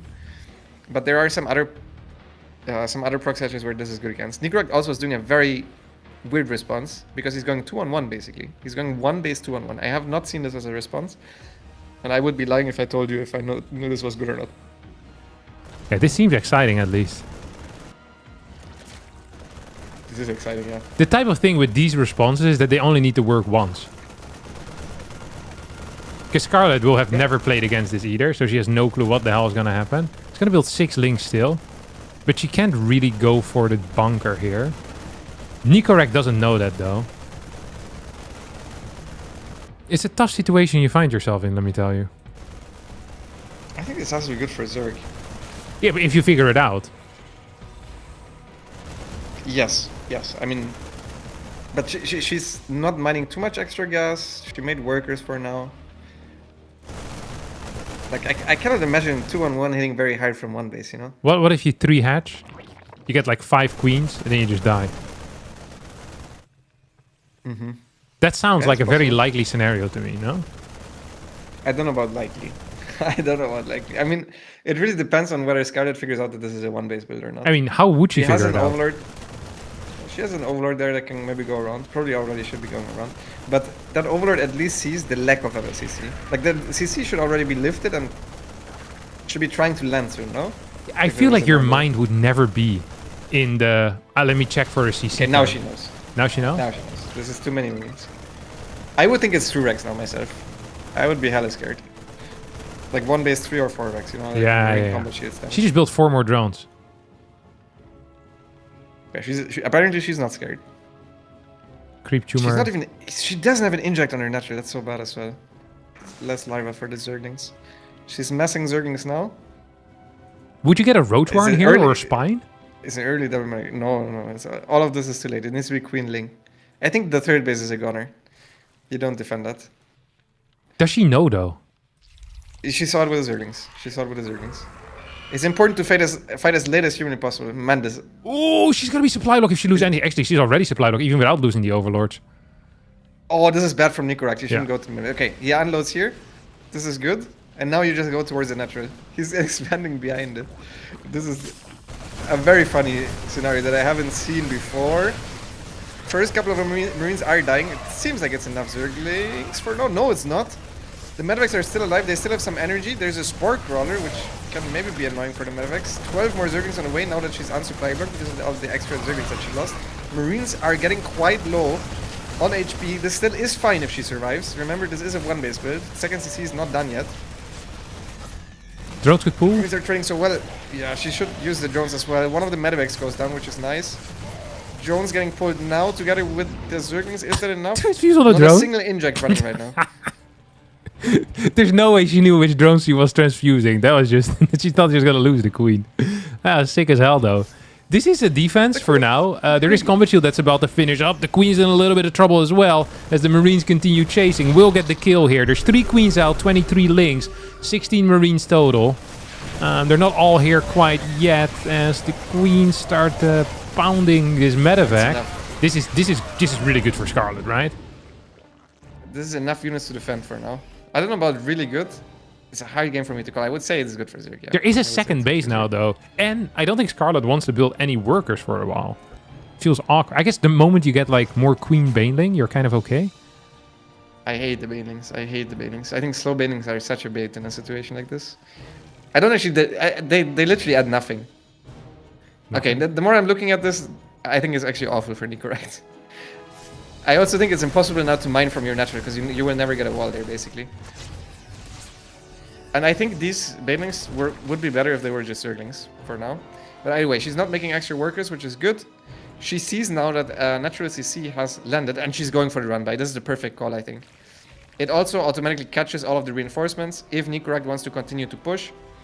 Could catch even the tank, maybe, if Nicroract is unlucky and the tank goes towards the low ground before the Zerglings show themselves. This is good timing for the Zergling run-by. This might be the killer move. Here we go. Tank is gonna fall. Does get 2 shots off. GG gets called. Scarlett with a reverse sweep after getting destroyed in the first 2 games. And even looking a bit weak in the 3rd game, she gets the reverse sweep and absolutely blasts Nicroract here. Wow. What a freaking cool series this was, man. Holy cow. Awesome series. Yeah. Yeah, well played to Scarlett. Also nice from Nicroract. Yeah. You can really see how momentum is a thing. Yeah. In StarCraft.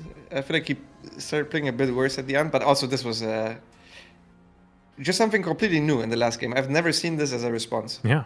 Probably for a reason. But I don't think we're going to see that anytime soon anymore either. That might be the first and the last time all at once. Why did he leave?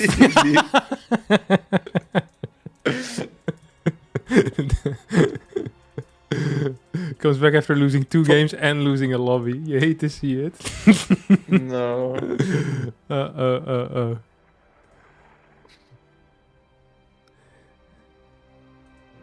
I love it.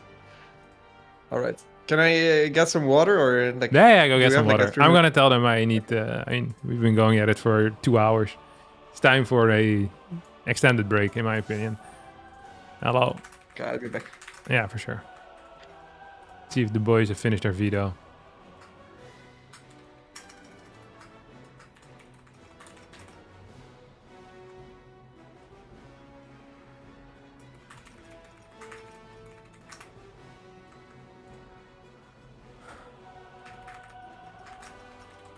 All right. We're going to be back in 2 minutes or so. I'm going to go to the toilet. I'm going to grab some fresh water as well. Shout out to Scarlett for winning that. And yeah, that's it. Okay, we're back.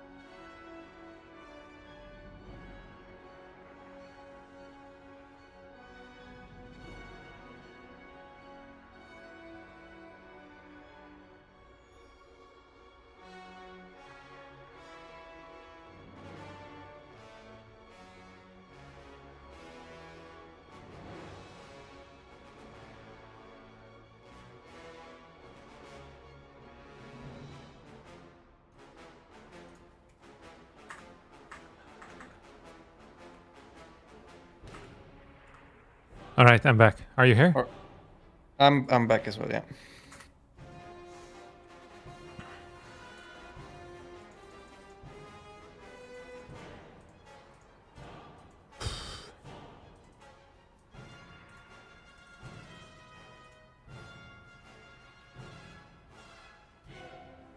ByuN doing a casual 11-hour stream on Friday. Wait, today's not Friday. This is the first message from someone out of your chat in a while, and this is what we get. You're not sending your best. What the hell is this?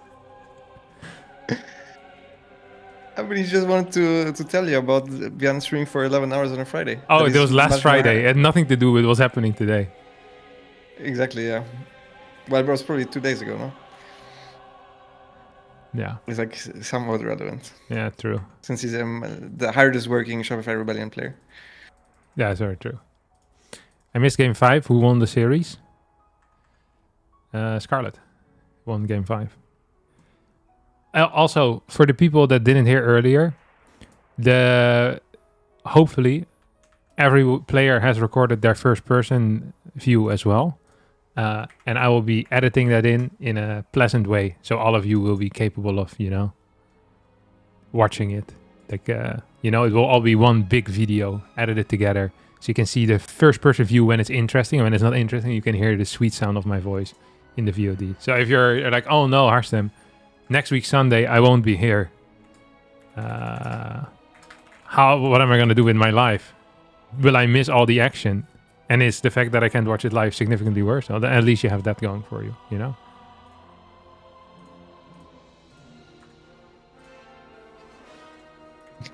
Is this Shopify sponsored?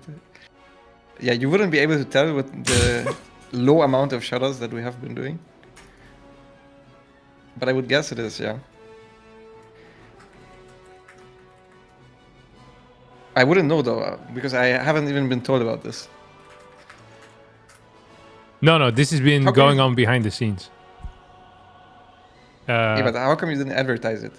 Okay, I was getting super ready to advertise it, but every single time I just forget it. I'm operating on so little sleep for the past 5 weeks. It's actually crazy. So Okay, I mean, yeah, that's a good excuse. I just keep forgetting it. And then yesterday I was like, oh no. And I was like, today was my grandma's birthday as well, 91st birthday. So it's not one, where you just go in and out of. It's like, it's an event, So I was like, oh no, I still need to make a Team Liquid event as well. And it's all going to be chaos. And I don't even have a co-caster because I forgot to tell Lambo. But I saw you were streaming. I was like, oh, life's all right. Yeah.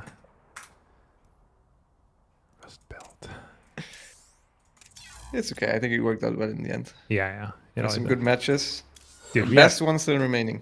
We don't know that. I actually don't think it's going to get better than the B category match that we had today. The B category. Do you think you want to revisit this? That sounds so bad. Yeah. It's the more I say it, the worse it sounds. Yeah. I had like a different set of names. It was really hard to accurately name 3 different levels, It's like the champions, the contenders, and then what else is there? Like the amateurs. You quickly go to something negative for the lowest level. Yeah, I see. So if you guys have I'm sure Twitch chat can find something good for us.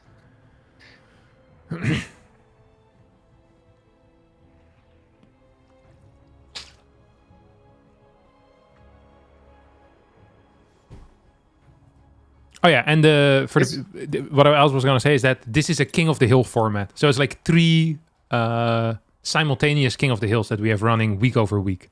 So next week we will see YoungYakov versus someone new, and we will see Scarlett again, and the winner of Reynor and ByuN will also play once more. And if you win in your A, your B, or your C category, you get promoted to the next one. It's kind of a convoluted system, but I think it will work out really nice, and I think it's really cool. I really miss the King of the Hill, like long period King of the Hill type of stuff. I think it's so sick, because you can really snipe people then, especially with different maps. Mm-hmm.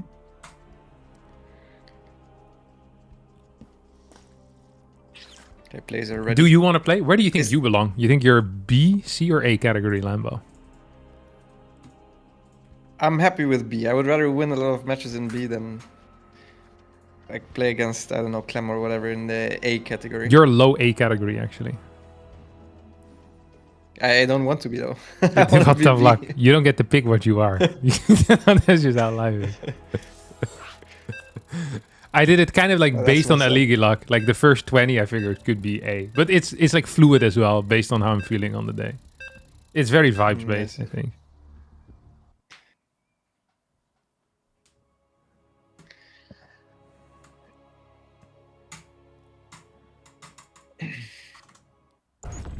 All right. Ladies and gentlemen, welcome to the A category match of the Shopify Rebellion Sundays, episode number 1. I am, as always, joined by none other than Lambo. And we're going to be watching 2 of the most phenomenal players, both of them currently in the top 10 in Illegal Luck, ByuN and Reynor. Yep, ByuN already going for a low ground wall off. This is either to snipe the Overlord or it's for 2-Rex Reaper. He has been playing a bunch of 2-Rex Reaper again lately. So I think it's probably something like that. This is the map. We've seen it in the previous series as well. It is a relatively short map, so the moment the map is short, you don't really need a whole lot of Reaper ledges to make it a good Reaper map. The moment the map is short, it's already good for Reapers. It's really just about how quick does the Reaper arrive and can you cancel a potential third base. What the hell is Reynor doing? I went 15 pull. Did I? 14 pull or 15? 14, I think it was, no? Yeah. Yeah, probably. I think his builder is wrong. Is he forgetting a hatchery? 14 pull? No, a drone. It should have been an extractor drone after the Overlord if it was. He also forgot a hatchery. Yeah, the hatch could have been earlier. He probably. Okay, this guy is just winging it. He probably thought he wouldn't have the money for a hatchery if he makes the Zerglings, but he actually, the moment he made the Zerglings, he had 285 minerals. He probably felt really fucking stupid when the drone was waiting for him to build the minerals, to build the Zerglings, and then he still had more minerals than a hatchery would cost. We should never forget this moment, and neither should he.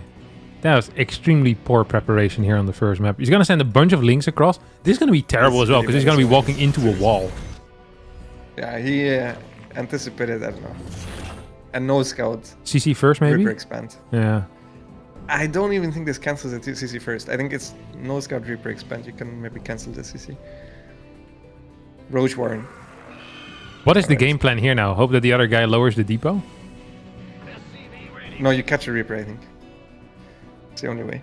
No, he's gonna show the links instead. His plan was to have a lower depot, actually.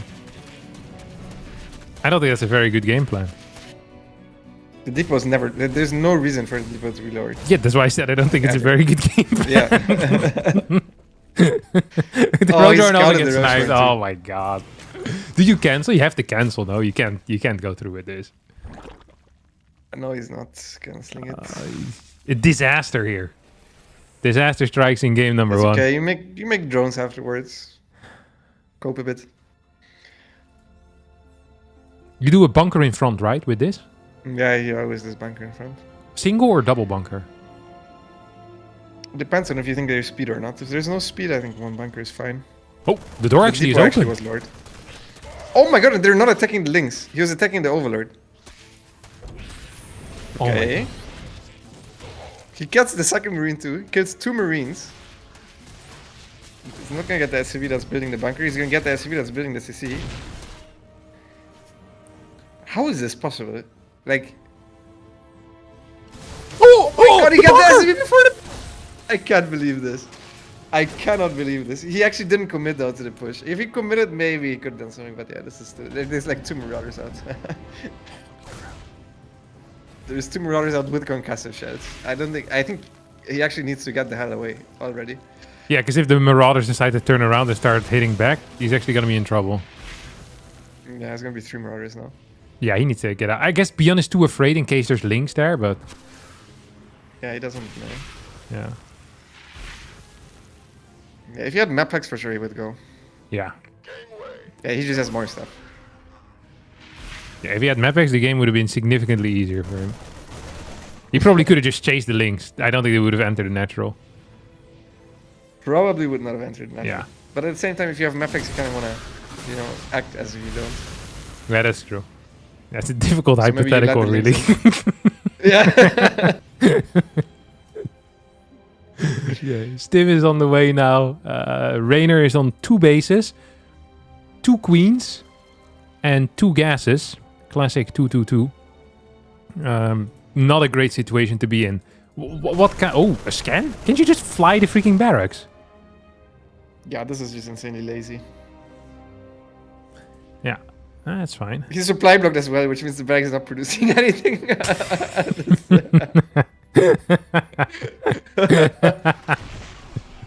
Just in case for the people who weren't 100% sure yet.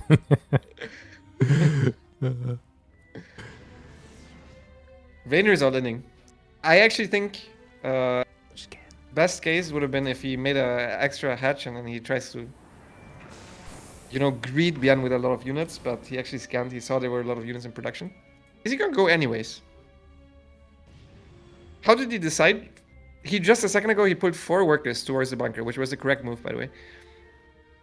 Yeah, and then he scanned. He saw there were units on the way, and then he decided to move a little bit out. I think maybe he doesn't believe that Reynor would still go after he got scanned. So it's being like, hey, you know, it's like yeah. Oh, and actually camping this is also sick. Oh my god, beautiful move. Yeah, he tried to actually get all of them. I mean, Reynor is so dead.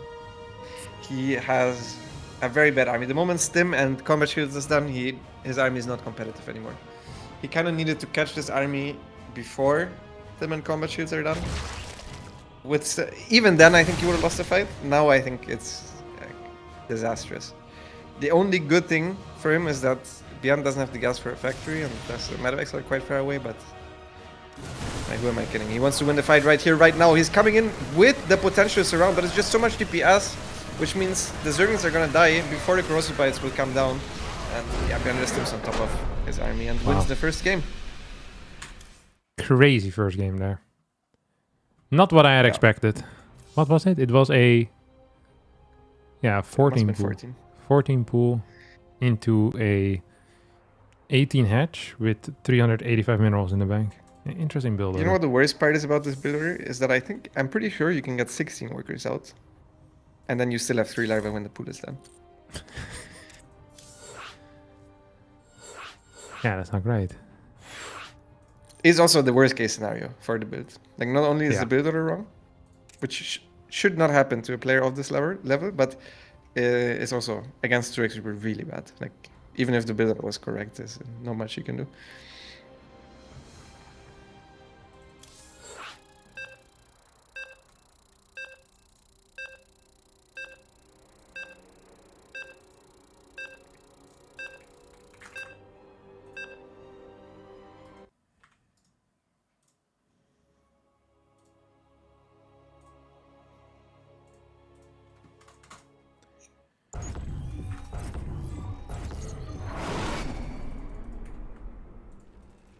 Okay, game 2 will be here on Luminous City.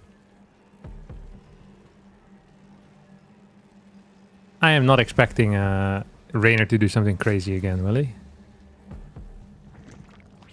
No, I don't think so. I think it's a bit rough if you lose the first game, like, because you really don't, like, you don't want to start a series down to 0 just based on strategies, I think.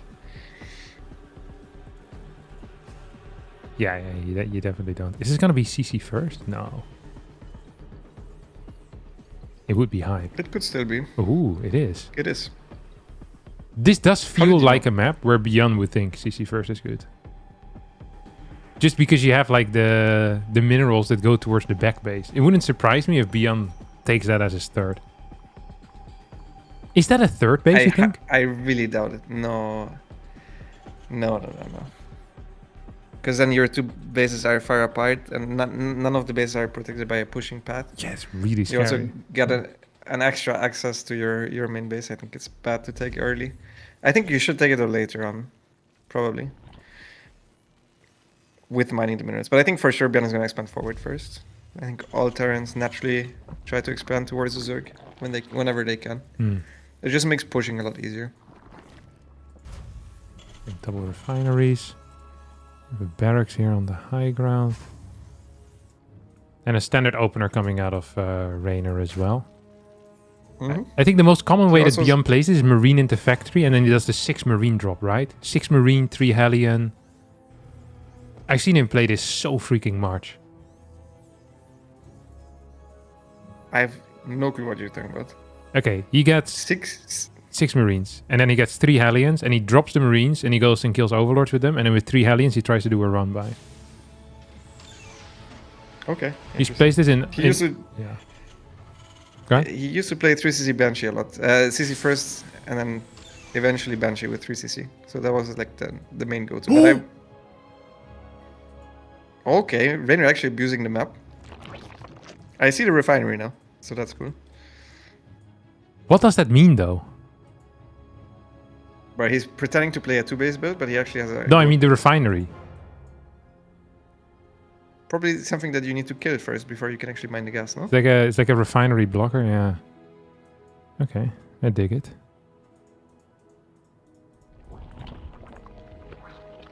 Need to break it before you can use it. Okay.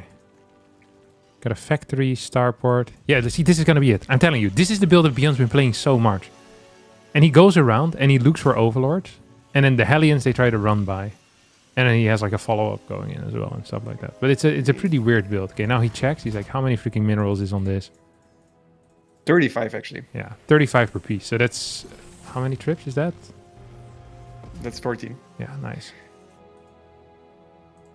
Okay, you would have been great with counting. Oh, you could have been a Terran player in 2015, Lambo. Yeah, you're very solid. Okay, we have a medevac that's gonna come out here. It's gonna be the 3 Hellion.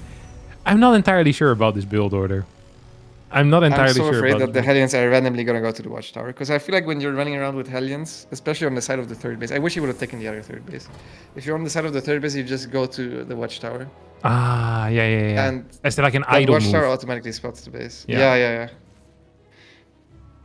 Yeah, that I could really be think you should take in the other base. that could be a significant issue. Absolutely. Yeah, and if he takes He's the rushing triangle upgrades, actually. base, then the resting spot is kind of where he is right now.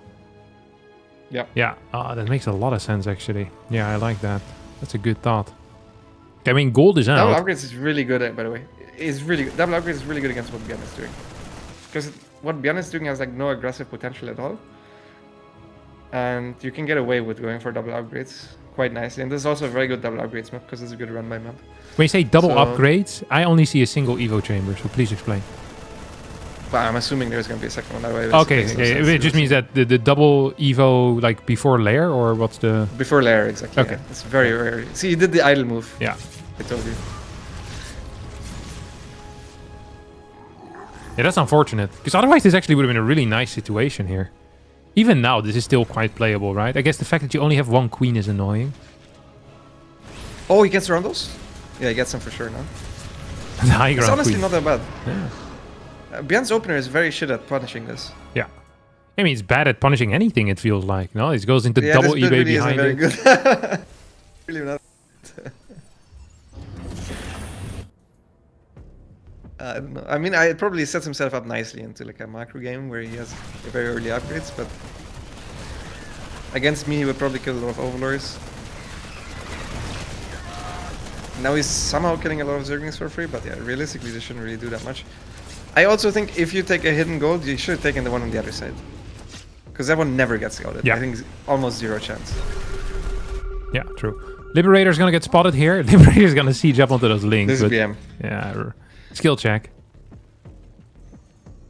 That is a skill check, yeah.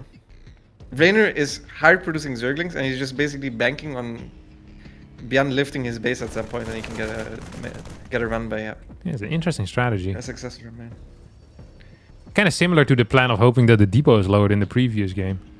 Yeah. I feel like ByuN has gotten a decent clue at what's going on. What He's just the scouting fuck with the is list. this Bailing Morph? No shot. This Bailing Morph is crazy. Surely you expect there to be a tank already done by now. There's basically no pressure. Oh, he's gonna go! Insta 3 depot though. He sees the amount of Zerglings there. No shot. No. Up the depot. What's he doing? I mean, it doesn't matter. There's Banelings there. Needs to focus fire through Banelings. 1, 2, 3. Yeah, it's good. God, this was bad. It's okay because he has a gold base. Not over yet by any means. Ooh, there's a Liberator denying the gold base though. There's no vision there on the high ground. So this poor can't even do anything. Move forward. Oh, there we go. Queen's gonna take some damage. Why is the queen from low ground AFK? That queen is not doing its job. ByuN trying to be very annoying with this Liberator. I think doing a good job with it so far. And now he's actually counter-attacking. The space is now somewhat close to the Disturbance, but realistically not that close. ByuN forgot his Liberator armory, goes by the down. way. Oh no, he has it. He just hasn't started 2-2 yet. Which is kind of frustrating because that feels like it was pretty much the game plan, like the fast upgrade type of style. Is Reynor's position really that bad? Like, he has a lot of links, he's getting Burrow, he's getting Infestation Pit, his eco is decent. He's gonna go for a big attack here on the third base, probably gonna get a bunch of SCVs, if I were to guess. He's really not killing up many though. Yeah. That attack was not good again. Before that, I think his spot was good, actually. Not bad at all. Because we need to remember he has a gold-based mining, so his income is actually way better than ByuN's, especially mineral income. But now he actually has an army deficit, and that is painful, considering he needs to still hold his gold base. As long as he defends his gold base, though, I think he's okay. I also like that he's starting to expand towards the bottom left. Not the cleanest pickup from ByuN. Losing a couple of extra marines, more than necessary, for sure. He tries to keep the 2 medevacs towards the top. Reynor is struggling with spending his money right now. He had no macro hatches and his 5th hatchery was very late. So, yeah, he has a little bit of a spending issue at this point. Yeah, we're gonna get another little push, pretty significant push here towards the bottom side base, or whatever the hell this is, the middle base. There's a couple of banelings. I think there's 2 there. One gets targeted down. Second one also dies. Tank siege is up. Good snipe these banelings. There we go. 2 die. The perfect tank shot timing. Only 1 bane remains, and that is not gonna be good enough here, most likely. It's gonna get targeted down. Marine still having a good old time over here as well with 3 medevacs healing. Look at the freaking sustain on that. You have a double drop at the top side as well. Dude, Reynor getting pulled apart here by ByuN. He's getting on now. It's really, he just didn't have enough larvae to produce units, and then he didn't have enough units on the left. So he had to move the army from the top to the left, even though he knew they were double medevac there. Still. And then he didn't have any units at the top now. Now he has no units anywhere because he just lost the fight everywhere. And, it's snowballs like that. He has a lot of money in the bank. He's trying to remake queens, but it's just not enough larva at this point, honestly. Like, his setup, I think, was good before the last attack, and then really was an issue of no macro hedge. And probably a couple missed injects as well.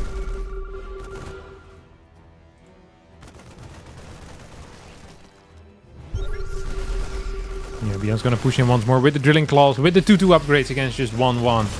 This base is most likely gonna fall, or at least cost Reynor a lot of stuff here. Another run-by comes in. Tank is gonna get targeted down. SCVs are starting to fall. At the same time, at the attack, the mine does connect with the banelings. So many Marines still, though. Nice splits out of ByuN as well as he moves in further forward. He's up 60 supply. Reynor doesn't have what he needs, and ByuN takes a 2-0 lead. Puts himself on match point here, Lambo. Mm-hmm. What are your thoughts on that? I mean, very interesting build from Reynor. I like that he went for like the proxy gold base. But I think he overproduced Zerglings because he probably expected ByuN to be aggressive, and then he like it's really 2 birds with 1 stone because it keeps you safe, and then at the same time you can also counterattack. And if your opponent moves out towards that gold base, you have a lot of space to counterattack. But yeah, ByuN just played his normal build order, which meant that there was no move out, and then you can't really run by if there's no move out. Yeah. Very frustrating. I really like what Reynor did, though. Taking that gold was cute. So yeah, maybe other gold next time. Yeah. Missed opportunity. Okay, or we'll pick the central. Other 3rd base location also would be good. Yeah. Yeah, there's some things that still could have been improved on. Like, it was a cute idea, but it felt like it wasn't, worked out properly. It was half-cooked. Yeah, half-cooked. Yeah, he had the recipe. You know that whenever they make, like, the cooking books, I remember I once borrowed, like, an Italian cooking recipe book, and it said in there, all these recipes have been tested at least twice. And I was like, what? That is so little, no? I remember thinking to myself, that doesn't, if they're bragging with having tested it twice, then there must be cookbooks that just test it once, or they just make it up, like kind of vibes based, which worried me. And ever since then, I never looked at a cookbook again in the same way. In general, I always feel like the recipes from cookbooks kind of suck. I've never had a good cookbook recipe in my life, actually. I find them on the internet, they're much better. Because they're easier to review, Yeah, that's true. Like individual recipes. Because with cookbooks, like, oh, this is a good cookbook, but maybe the one recipe that you want, it freaking blows. Because there's like 100 in them as well. It's just a weird concept. It's so hard to review. Like, do you think... That's bananas. Like, I wouldn't even upload a build order that I have only played twice to the Zerg Academy. Like... Yeah. How the fuck do you... Yeah, and a cookbook is like serious, Like, it feels like you have to publish it, you have to do stuff. Ooh, enough about cookbooks here, Lambo. Because ByuN is going for a proxy 2-rax. Yep. On Rainfall. Yeah, this is a good proxy Rex location as well. It's not on a direct Overlord path, but it's very short rush distance for that, so it's even at 3 Rex. Is that 3rd barracks in time? If, yeah, maybe it's gonna be a bit back. Couldn't we maybe make an SCV as well before? Yeah, 15, 15, 16, yeah. Okay, we're gonna go 16 hatch, 18 gas, 17 pool. The golden standard of Zerg versus Terran for a very, very long time already. Reynor's drones are just kind of bouncing around here. The spawning pool goes down. 3 barracks. No gas. This is a committed one. As a Zerg player, what are we looking for? And How do we want to respond? Either with a Roach Warren, preferably, or with Drone Pull and then a Spine Crawler right away. Okay. It's really these two things that we're taking a look at, because these two things are bad against the Proxy 2-Rex, but good against the Proxy 3-Rex. Against the Proxy 2-Rex, you want neither of these things. You just want to hold it with a clean Drone Pull, and you can make Queens and Zerglings afterwards. Okay. But against the 3-Rex, just drones and Zerglings won't cut it. You will lose over time. So yeah, we'll see. At this point, it's really just a guessing game for Reynor, because he only sees 2 SCVs in the Marine. This is the normal timing also with 2-Rex. And we will see what he does. Okay, he's going for a Roach Warren. Very good for Reynor. He guessed correctly. So he's going to ignore this. He's probably going to go with 2 gas. Oh, he sees the third SCV as well, so he knows he's right. At this point, he knows he's right. Yeah, but you would have already needed to respond. Yeah. It's beforehand. He just gets the confirmation right now. It's like the good boy. It comes a little bit delayed, but he still gets it. Do you go second extractor? Is that what you said? Yeah, so you go your second extractor usually, and you don't make Zerglings. You actually make Zerglings at the natural, and then you cancel them if the Marines don't go up. You make them just in case the Marines try to poke. Because you actually don't want to spend the minerals on extra Zerglings. And this second gas is too late. Like, you could have more drones instead of the Zerglings, it would be better as well. Yeah. That drone's gonna die at some point. That drone there, that's crazy. He's skill checking ByuN, and ByuN is making all the skill checks. Like, it's a nice try, buddy, but not today. Hatchery is gonna fall. This is not a problem, though.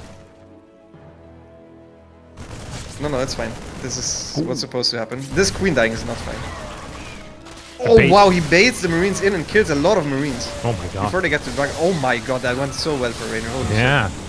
Who's the fish now? Yeah, ByuN is the fish. Yeah. And Reynor was supply blocked a bit. His Ravagers are late. Honestly, his second gas is way too late.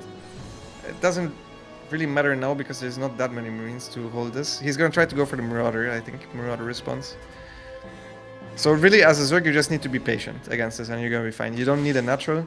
And you can scout it as well with the Overlord on the other side. That this is 1 gas. The moment he sees this 1 gas, he will know what's up. He knows that there's no CC as well with the Overlord on the other side of the map. So he can take his time, and theoretically against this, all you need is like Ravager Ling, basically. Roach Ravager Ling, even if you don't have Zerglings, speed some Zerglings help against the Marauders. I think it's the unupgraded Marines too. As long as you don't get caught in the middle of the map with the Ravagers, this is usually good for Zerg. How many do you need to one-shot a bunker? I think it's 8 theoretically, but if you have a couple less, you can... Yeah, one shot and... put it down. Oh, this can... That is the move, I guess. Maybe you can now maneuver a little bit further south with the Marauder and potentially try and catch some of these Ravagers. Like once concussive finishes. Yeah, I guess that's what the snipe, I like the snipe now.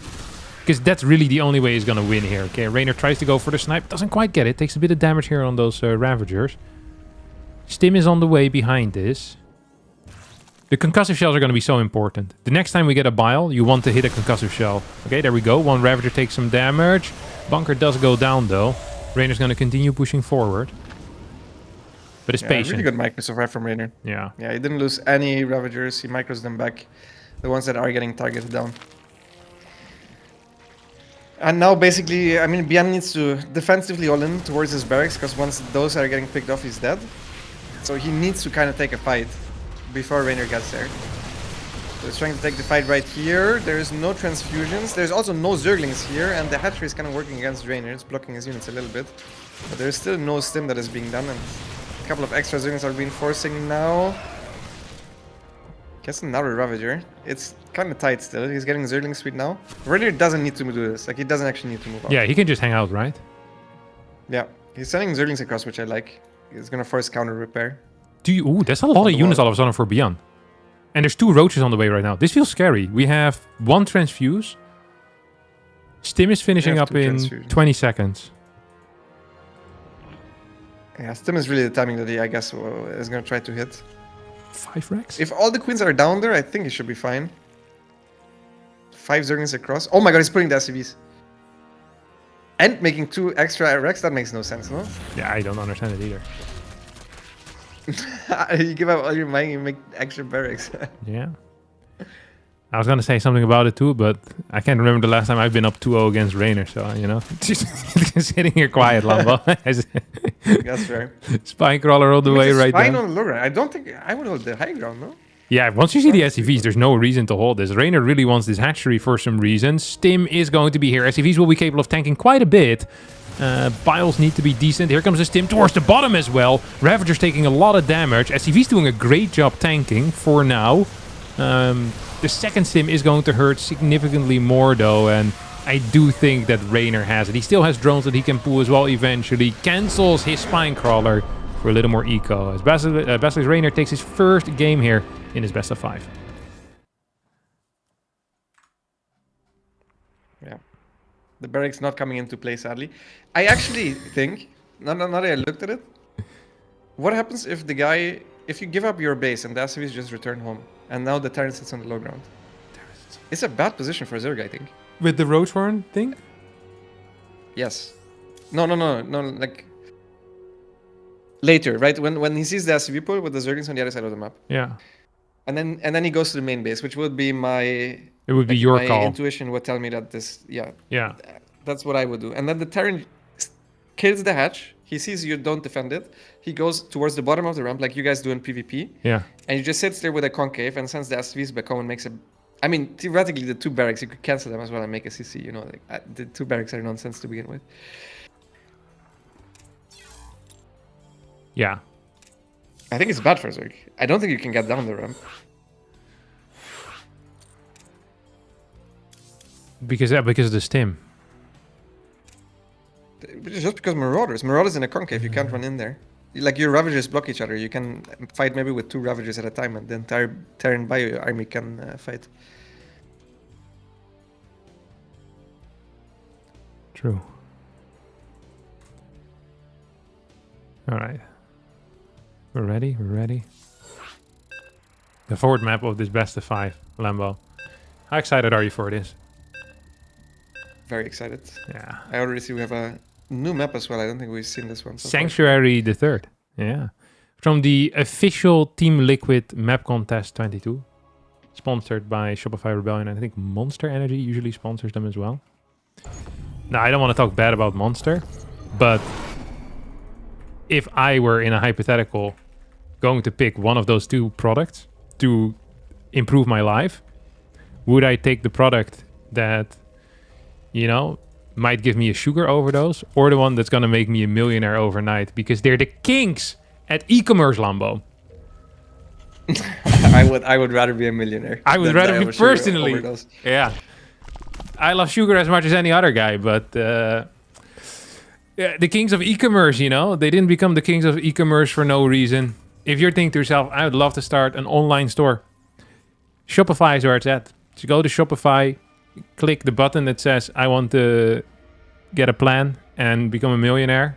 Hit that button a couple of times and boom, just like that. Part of the game. And once you're part of the game, you can't lose no more. All right. Game number 4 here in this best of 5 of our first ever Shopify Rebellion Sundays.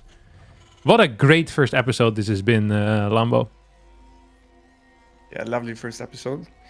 We also have no 3 zeros, right? No 3 zeros, which is the sign of someone nice. Did a good research at picking the matches.